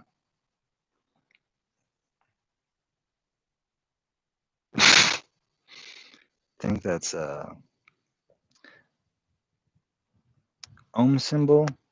Is that an Ohm symbol? I don't know. That's a, I don't know what that is.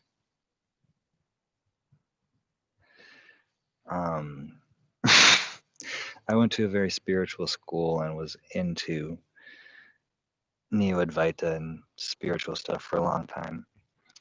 And then I realized that it's all a lie.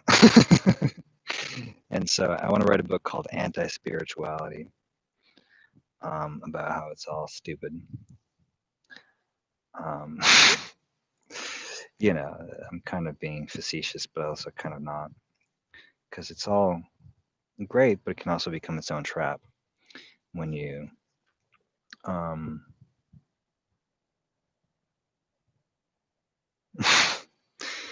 when you have certain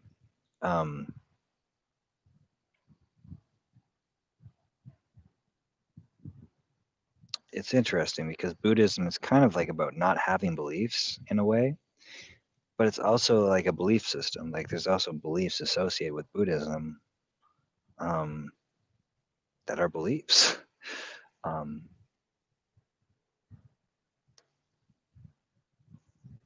so even though it's about like disidentifying yourself from thought and not having a goal, then not having a goal becomes the goal. And you start thinking a lot about not thinking. Like it becomes its own thing. So there's a lot I could say on that, but this isn't. It's not a direction I'm going in at the moment. This life is a slippery slope. Our consciousness could change to a different reality at any point.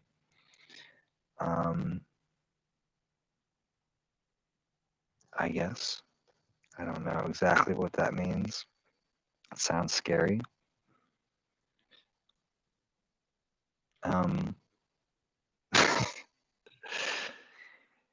You know, bringing it back to the topic, our consciousness does go into genital mutilation trauma, if you're like me. So in that way, it certainly can shift and has shifted. I've been suffering that pretty severely in the past few weeks, just kind of out of the blue, just with this new situation I'm in, which has been stressful. And so you certainly can shift your consciousness quite a bit. or your consciousness can be shifted in radical ways. And it's great to meditate so that meditation is a way of directing your consciousness in some specific direction, or not directing your consciousness in any specific direction. And so shifting out of whatever streams or traps of consciousness you might get trapped in, such as trauma, and learning to shift into a different stream. So again, just being aware of your breath.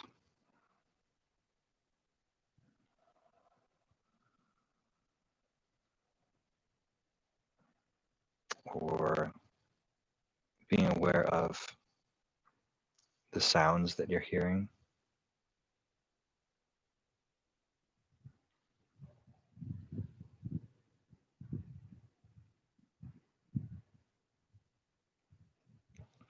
You can notice a lot of different subtle textures and different details within a sound or within a visual image that you're looking at. There's so much subtlety and so much detail, so much different gradation and color and texture, and there's literally billions of pixels in your visual field at any second. So you can just notice that, and with your physical feelings too, and with your emotions, you can start to kind of deconstruct all of these things and notice the flows and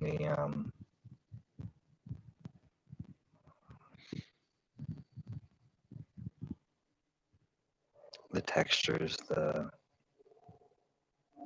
It's hard to put it into words because you have to be kind of poetic about it. There's just so much there in your sensation that we don't have words for because there's too much to verbalize.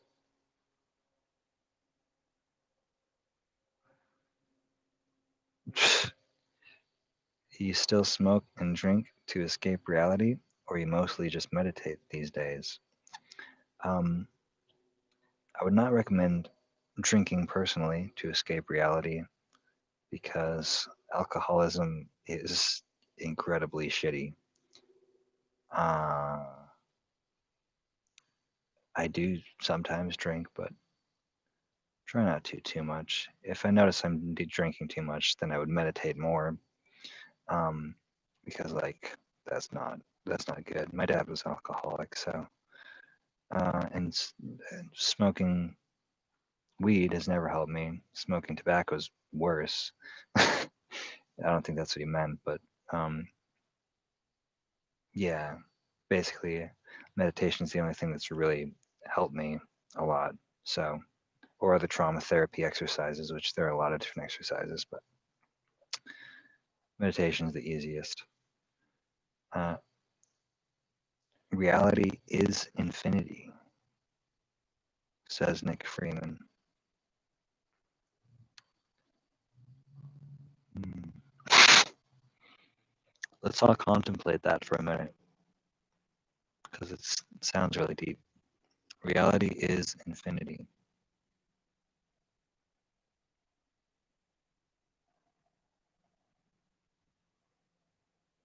I'm not really sure what that means, to tell you the truth. There's a lot of different kinds of infinity, first of all.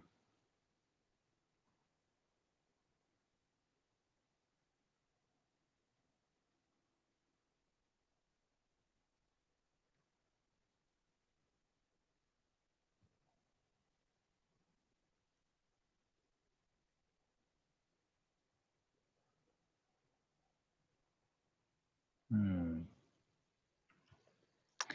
Infinite possibility, infinite awareness.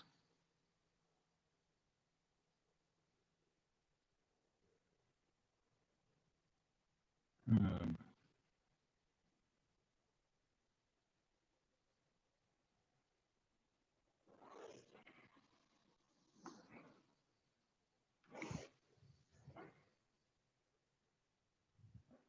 I don't know. I have no idea. I mean, it's a very mathematical question.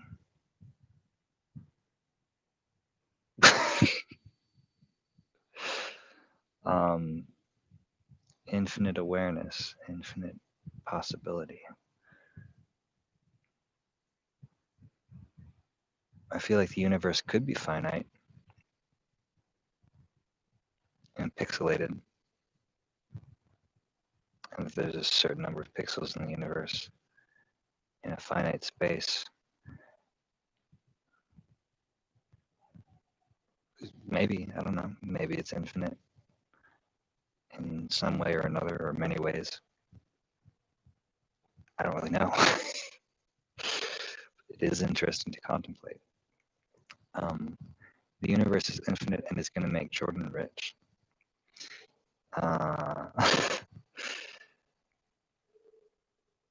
Thank you.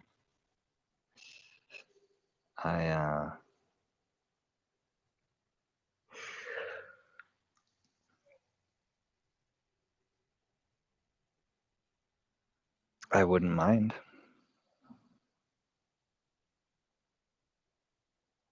It certainly can be nice to contemplate infinity. It is it's one of those things that opens your mind up. I talk about how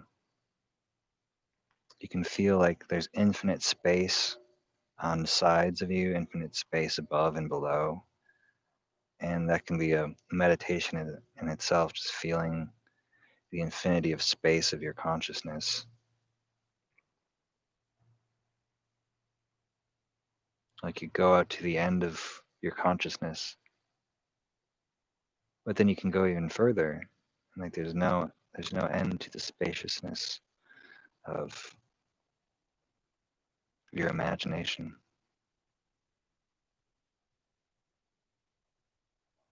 in any direction, bigger or smaller.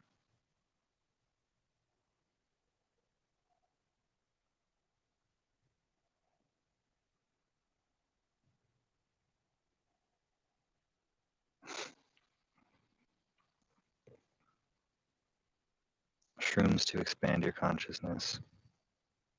Yeah. Psilocybin certainly has therapeutic effects.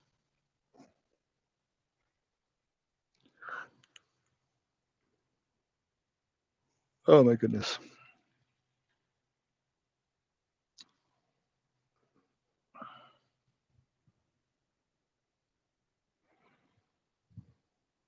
Psilocybin is my favorite substance. Send me some if you're in the mood, because I'm out. Obviously, I'm joking. I would never request people to send me drugs in public. So know that I'm always joking whenever I mention anything illegal. Who's to say there isn't a planet just like ours in a galaxy far, far away? No one. No one. Well, I'm sure someone says that, but they're stupid. Um, yeah. Oh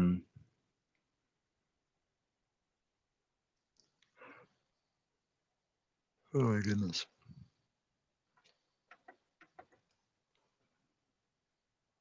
Yeah, I'm trying to like connect this back to the topic of meditation and circumcision trauma, but I don't know how to how to bridge that gap at this point. Just like, okay, yeah, could be aliens. I don't know. I really am agnostic about that. It seems totally possible. There's also reasons that there might not be. 100% is Nick. I don't know what that means. So again, just being aware of this tendency of our minds to go in a million different directions, and that's what meditation is again all about. And again, it's also about this repetitiveness. I'm saying the exact same thing that I said before. But that's what meditation is. It's repeatedly bringing your attention back to being aware of whatever's happening.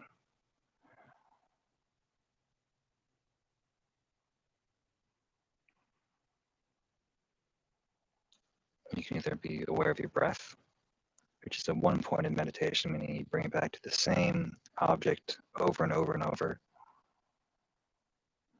Just be with your breath again, or a certain body sensation, or sounds, or whatever. Just one thing that you keep bringing your attention back to. Or you can just do open monitoring and just when you notice your mind is kind of caught up in some stream of thought, just be openly aware of whatever is happening. Just mindful of your thoughts. In this case, I'm thinking out loud. My voice is my thoughts. It's just that it's coming out of my mouth rather than going on inside my head.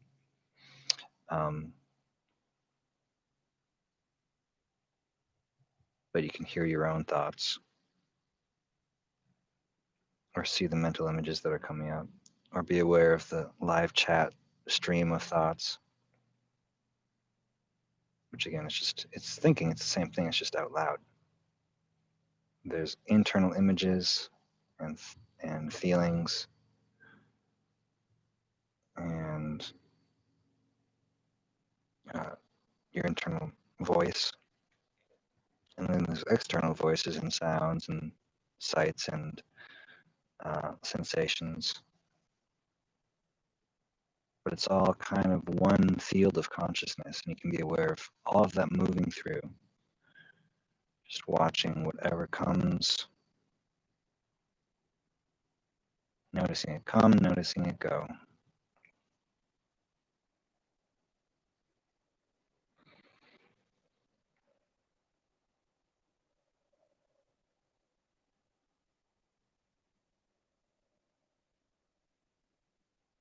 I do not use any music for meditation or soundtracks. Personally, I did use Headspace for a while, which is a great app that helps you helps focus you.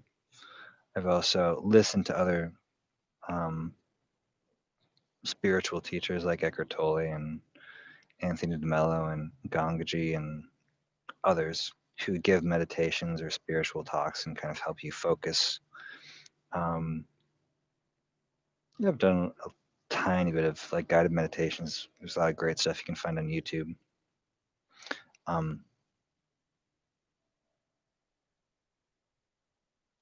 And yeah, I find I just get annoyed with music, or I get too kind of distracted by it, and I'm not actually really aware of it. I like to be very intentionally mindful. It's hard to do that for me, at least when I use music. But some people really like that. It can give you something to bring your attention back to. That's also really just nice, pleasant to listen to.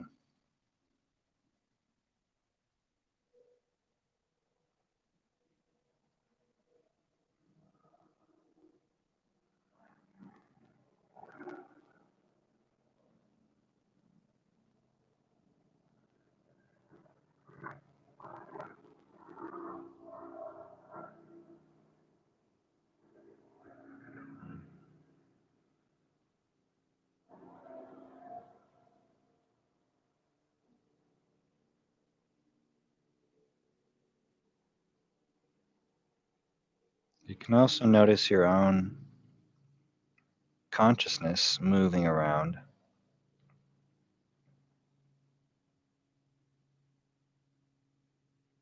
Because it's not just sounds that move through your awareness or images or whatever. It's also your actual consciousness itself is moving around. You might be looking around, or internally in your mind, you might be shifting from thing to thing. So you can notice that movement of your awareness itself, and you're kind of being aware of your own awareness. A lot of meditation and awareness. Thanks, Nick. It was good to see you. Appreciate your presence here, and everyone else too who's been watching. I appreciate you so much. This will probably be done pretty soon. But I love you all. You're making this awesome. Wasn't sure what it would be like doing a live thing, but it's been interesting. It's been fun. I don't know, probably 10 more minutes, maybe. Not more than 40 more minutes would be the absolute longest. I kind of have to pee, but I've had to pee for like an hour. I just have a small bladder, so it's just eternal problem. Yeah.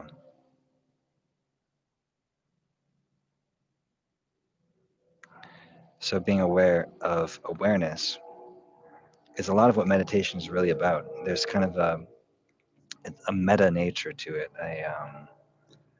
like a one step higher, um,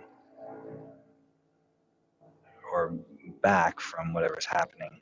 So you're aware, but then you're also aware that you're aware. And there's this self, there's these thoughts of yourself that are kind of normally just you.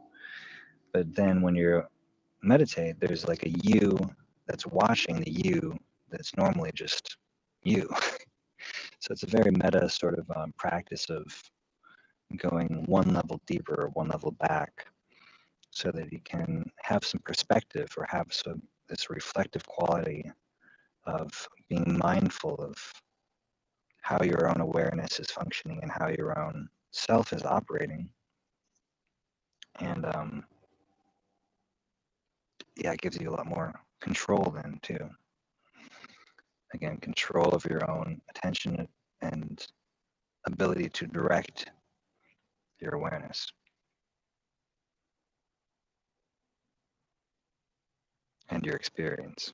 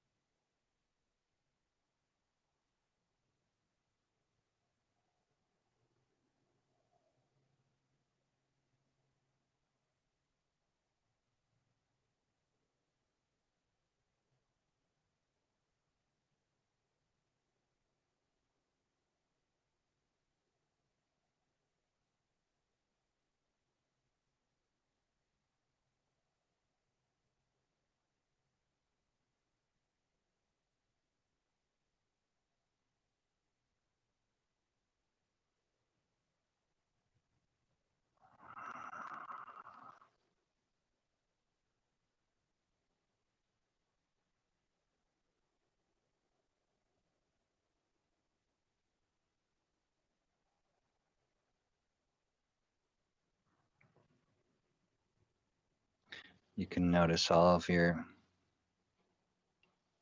different impulses.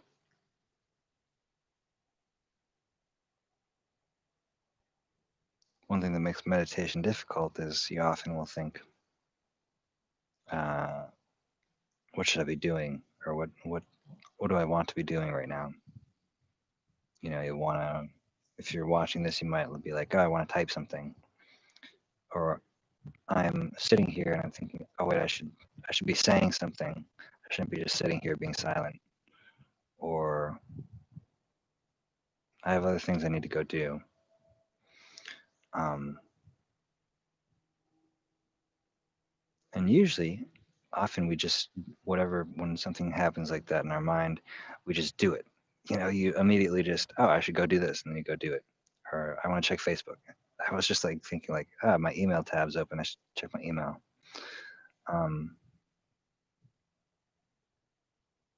But instead of doing that thing, whatever it is, when you notice that impulse coming up in you, you can just notice that and have some space around it. And then you have, as you do this, it starts to happen more in your life too, where you notice, oh, I don't actually have to do that thing, rather than wasting 2 hours on Facebook, as I have done at times in the past. It's like, actually, I don't want to do that. I might just even want to just sit here for a minute and really think about what I want to do, or wait for something more useful to come to me, or something more enjoyable. Sometimes just sitting doing nothing and resting can be really useful.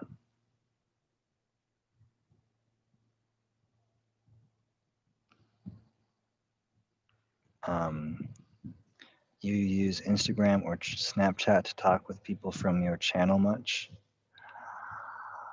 No, I don't use anything except for Facebook, and I don't really use that much either. I'm kind of a hermit. I have literally 0 friends. Brendan Murata is actually my closest friend. I was the best man at his wedding. I think we're equally hermits. I've talked to him like 5 times in the past year and a half. Good to know. Thank you for sharing. I don't have much trust in Foragin and will continue to do the work myself. Thanks, Octavio. I know you don't, as you've said many times. That's okay. You don't have to believe in Foragin.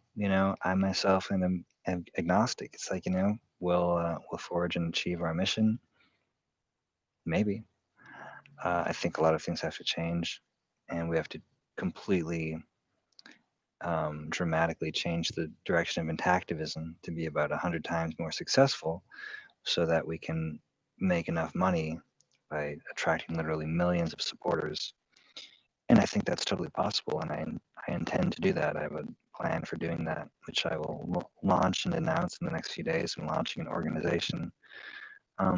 I still think that's totally possible, but yeah, it'll take probably at least a few years, if not decades.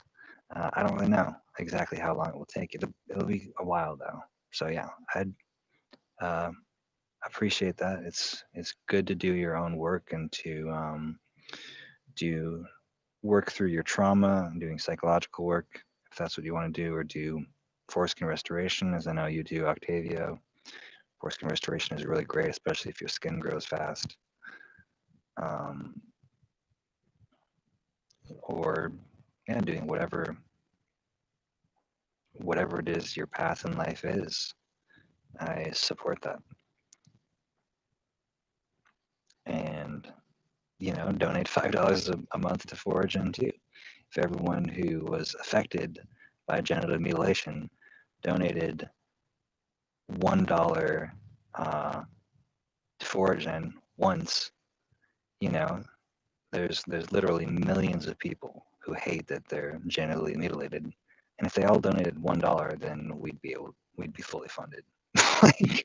Or donate $5 a month, because barely need any people. Literally, if everyone restoring right now donated $5 a month, we'd be totally way overfunded. So if you're restoring, you should really be donating a little bit to Foragin too. Like you're fucking retarded if you're not. Sorry, that's ridiculous. It's so fucking easy. It would be so easy to fund Foragin. That's my rant over. Animal trials, we are doing them. It takes time. Yeah, we're in the process of doing them. Kevin Huff also has no friends. Yeah. Power to you.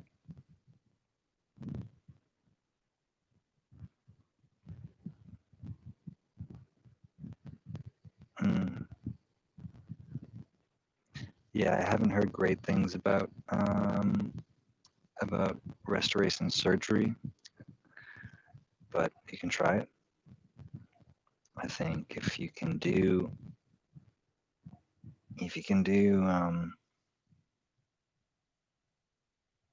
um, non-surgical restoration, that's best, but I know some people have trouble with that for one reason or another.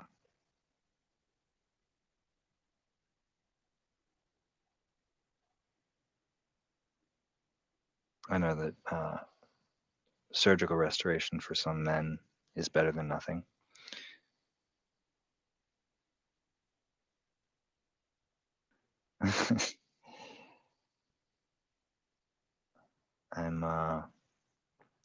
As I'm reading these comments, I am trying to be simultaneously mindful. I notice I get, and this is the thing with meditation, if you want to watch your thoughts or be aware of what's going on around you, just kind of open monitoring, you notice you get sucked into whatever you're watching, especially your thoughts. And so just being mindful of that and occasionally reflecting and just coming back to your breath or whatever you need to do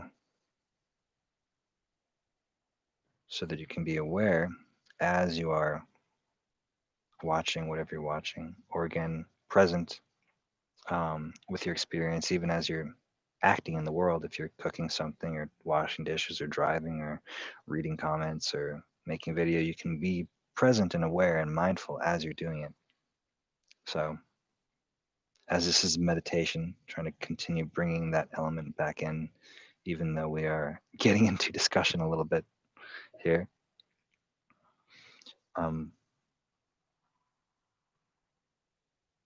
Yeah, it sucks when people suck. Moved to California. California's okay. Not the best. I'm in Simi Valley, which is like not my favorite part of California. I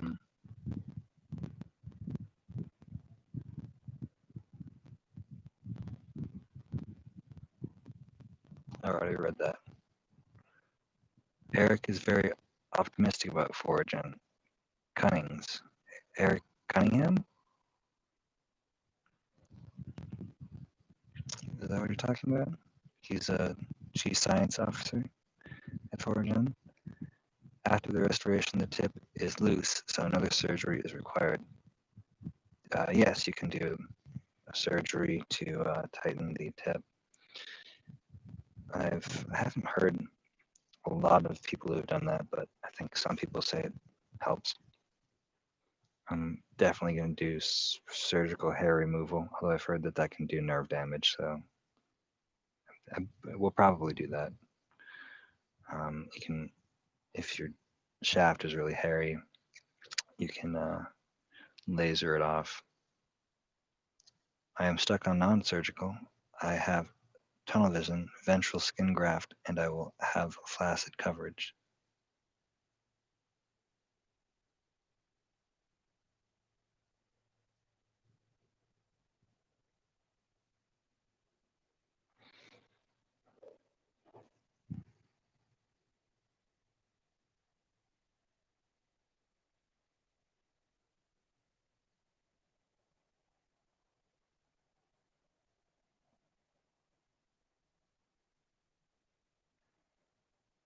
Interesting, the whole live thing.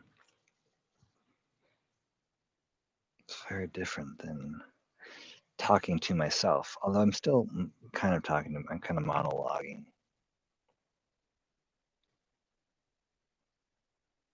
a bit,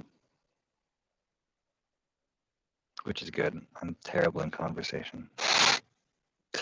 Much better at monologuing.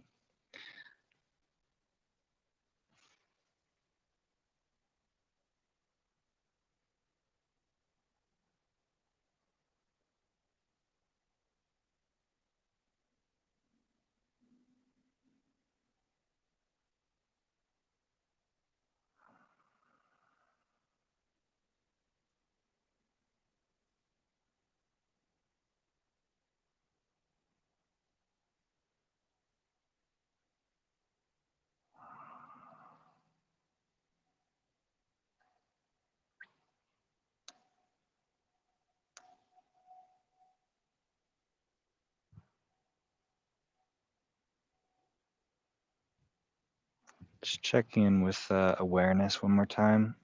I think I'm going to end this soon. Being aware of my breath. Just noticing breathing going in and out. Chest and stomach rising and falling.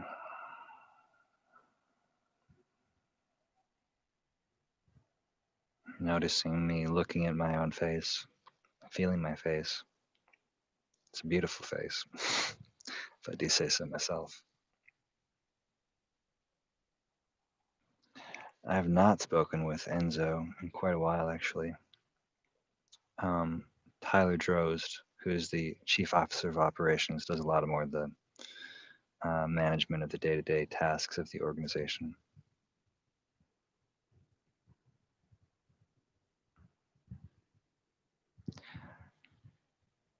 Feeling my hands and my body.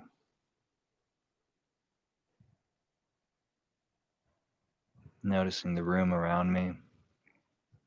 And as I'm saying these, you can do the same thing if you like. The sounds around me. Just noticing the universe that I am existing in.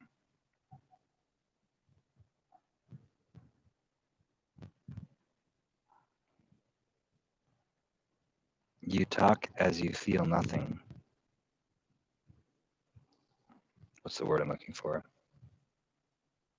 Monotone. Talk with no feeling or gusto or emotion. Because if so, I feel insulted. My brother, who is a porn star, he's like him and his wife are like number 30 on Pornhub, is not as upset as I am. He's actually quite a successful porn star. Makes about $10,000 a month making porn with his wife. And what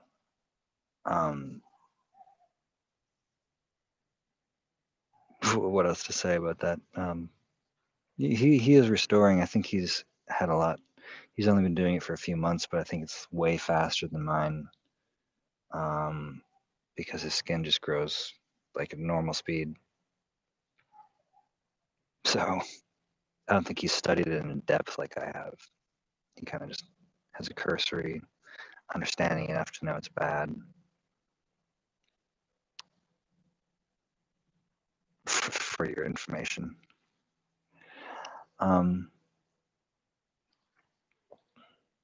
Still stuck on that you talk as you feel nothing comment. Not sure what that meant, but it sounded kind of insulting. Life scares me. Death, X, the devil, always on my back. I don't know if meditation can save me. Sounds like probably not. So it sounds like you probably could use like a therapist or something, frankly, if you're really having trouble being alone with your thoughts. And, I can give you techniques to try to manage the trauma, but it's really useful to have someone there with you who can kind of walk through it. And I know there's like this thing about people kind of tend to think, or men think, that there aren't any therapists out there who can work with circumcision trauma. That's not really true at all.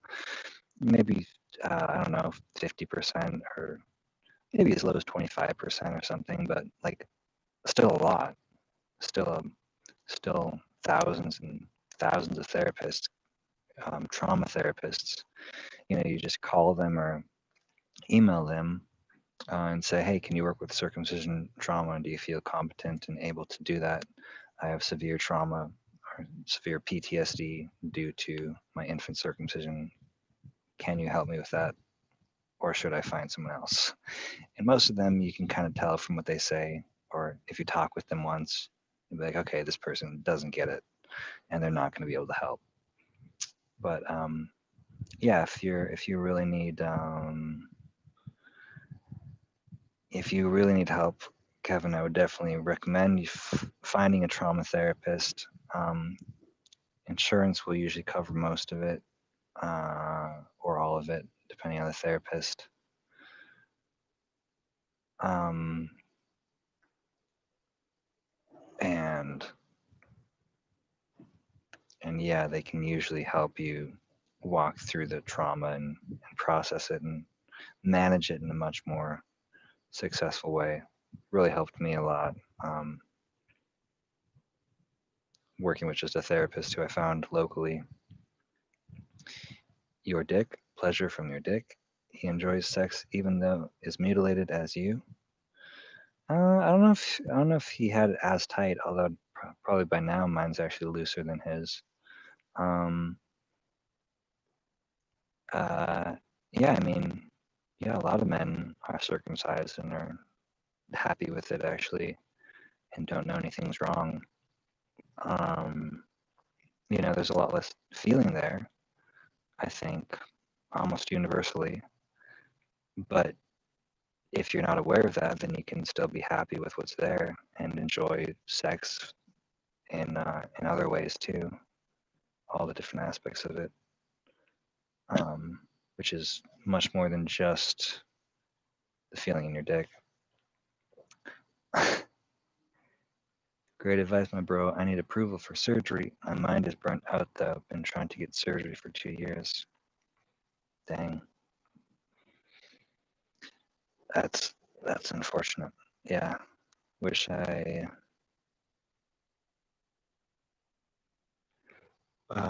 knew people who are doing approval for that. You might talk with Ron Goldman. I mean, he's a psychologist and might be able to. I don't know. Yeah. I mean, he does. I think he's still doing trauma work professionally. It's expensive. It's like $150, but if you just need one session to get approval, maybe it's worth it. I don't know. Okay, I'm gonna sign off here in like a second. If Origin wait for a perfect foreskin, it can take 100 years. But if they offer by now, as a plastic surgeon with grafting, it can be done soon. Yeah, maybe Origin is going to do foreskin regeneration because we want 100%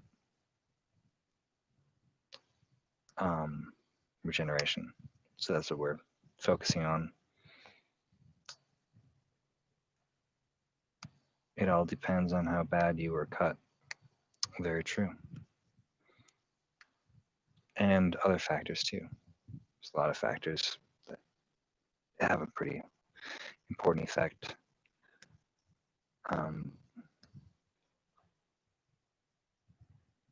Okay. I'm going to sign off now. Thank you all for watching today. I hope you got something out of this meditation. And to all viewers who watch this after it's posted live, we'd love to hear your feedback on what you think of the live format and any questions or comments or anything that you have afterwards. I would love to hear that. And yeah, should I keep doing lives? That's the question for after this video is done now, which it's done. I'm about to sign off.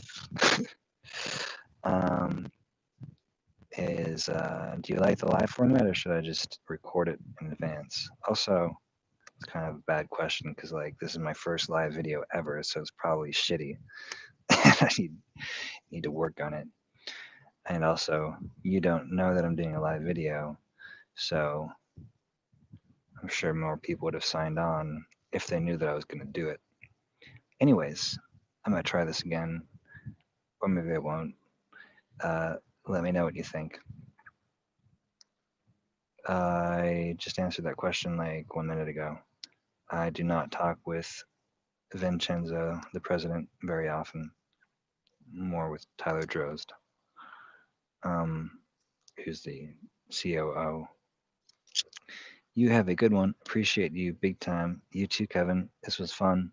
I enjoyed your presence here, and hope you find everything you're looking for and your wildest dreams come true. It is better than nothing. Yes. Yeah, restoration is great. Would recommend. I always recommend that to anyone who is considering it or who is not considering it. um,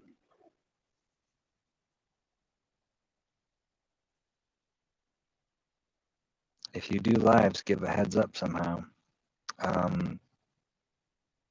don't know how to do that. How do I give a heads up?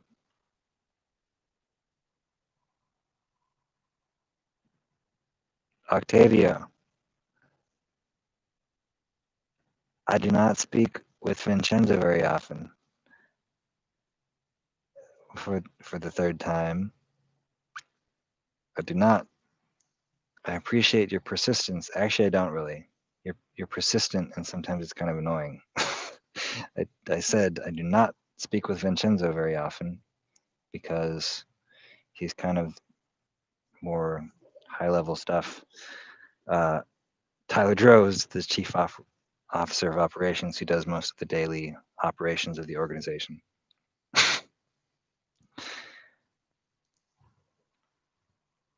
How much inner skin was left from this barbaric surgery? I also appreciate your intrusiveness. It's always refreshing. Most people are less forward. I have like an inch and a half, I think, if you like stretch it out, which is not that much because I have a very large cock. It's about 8 inches. So an inch and a half really isn't that much. Is that right? I think that's an inch and a half. I could measure it right now, but then I'd get kicked off of YouTube. So I'll just go with that.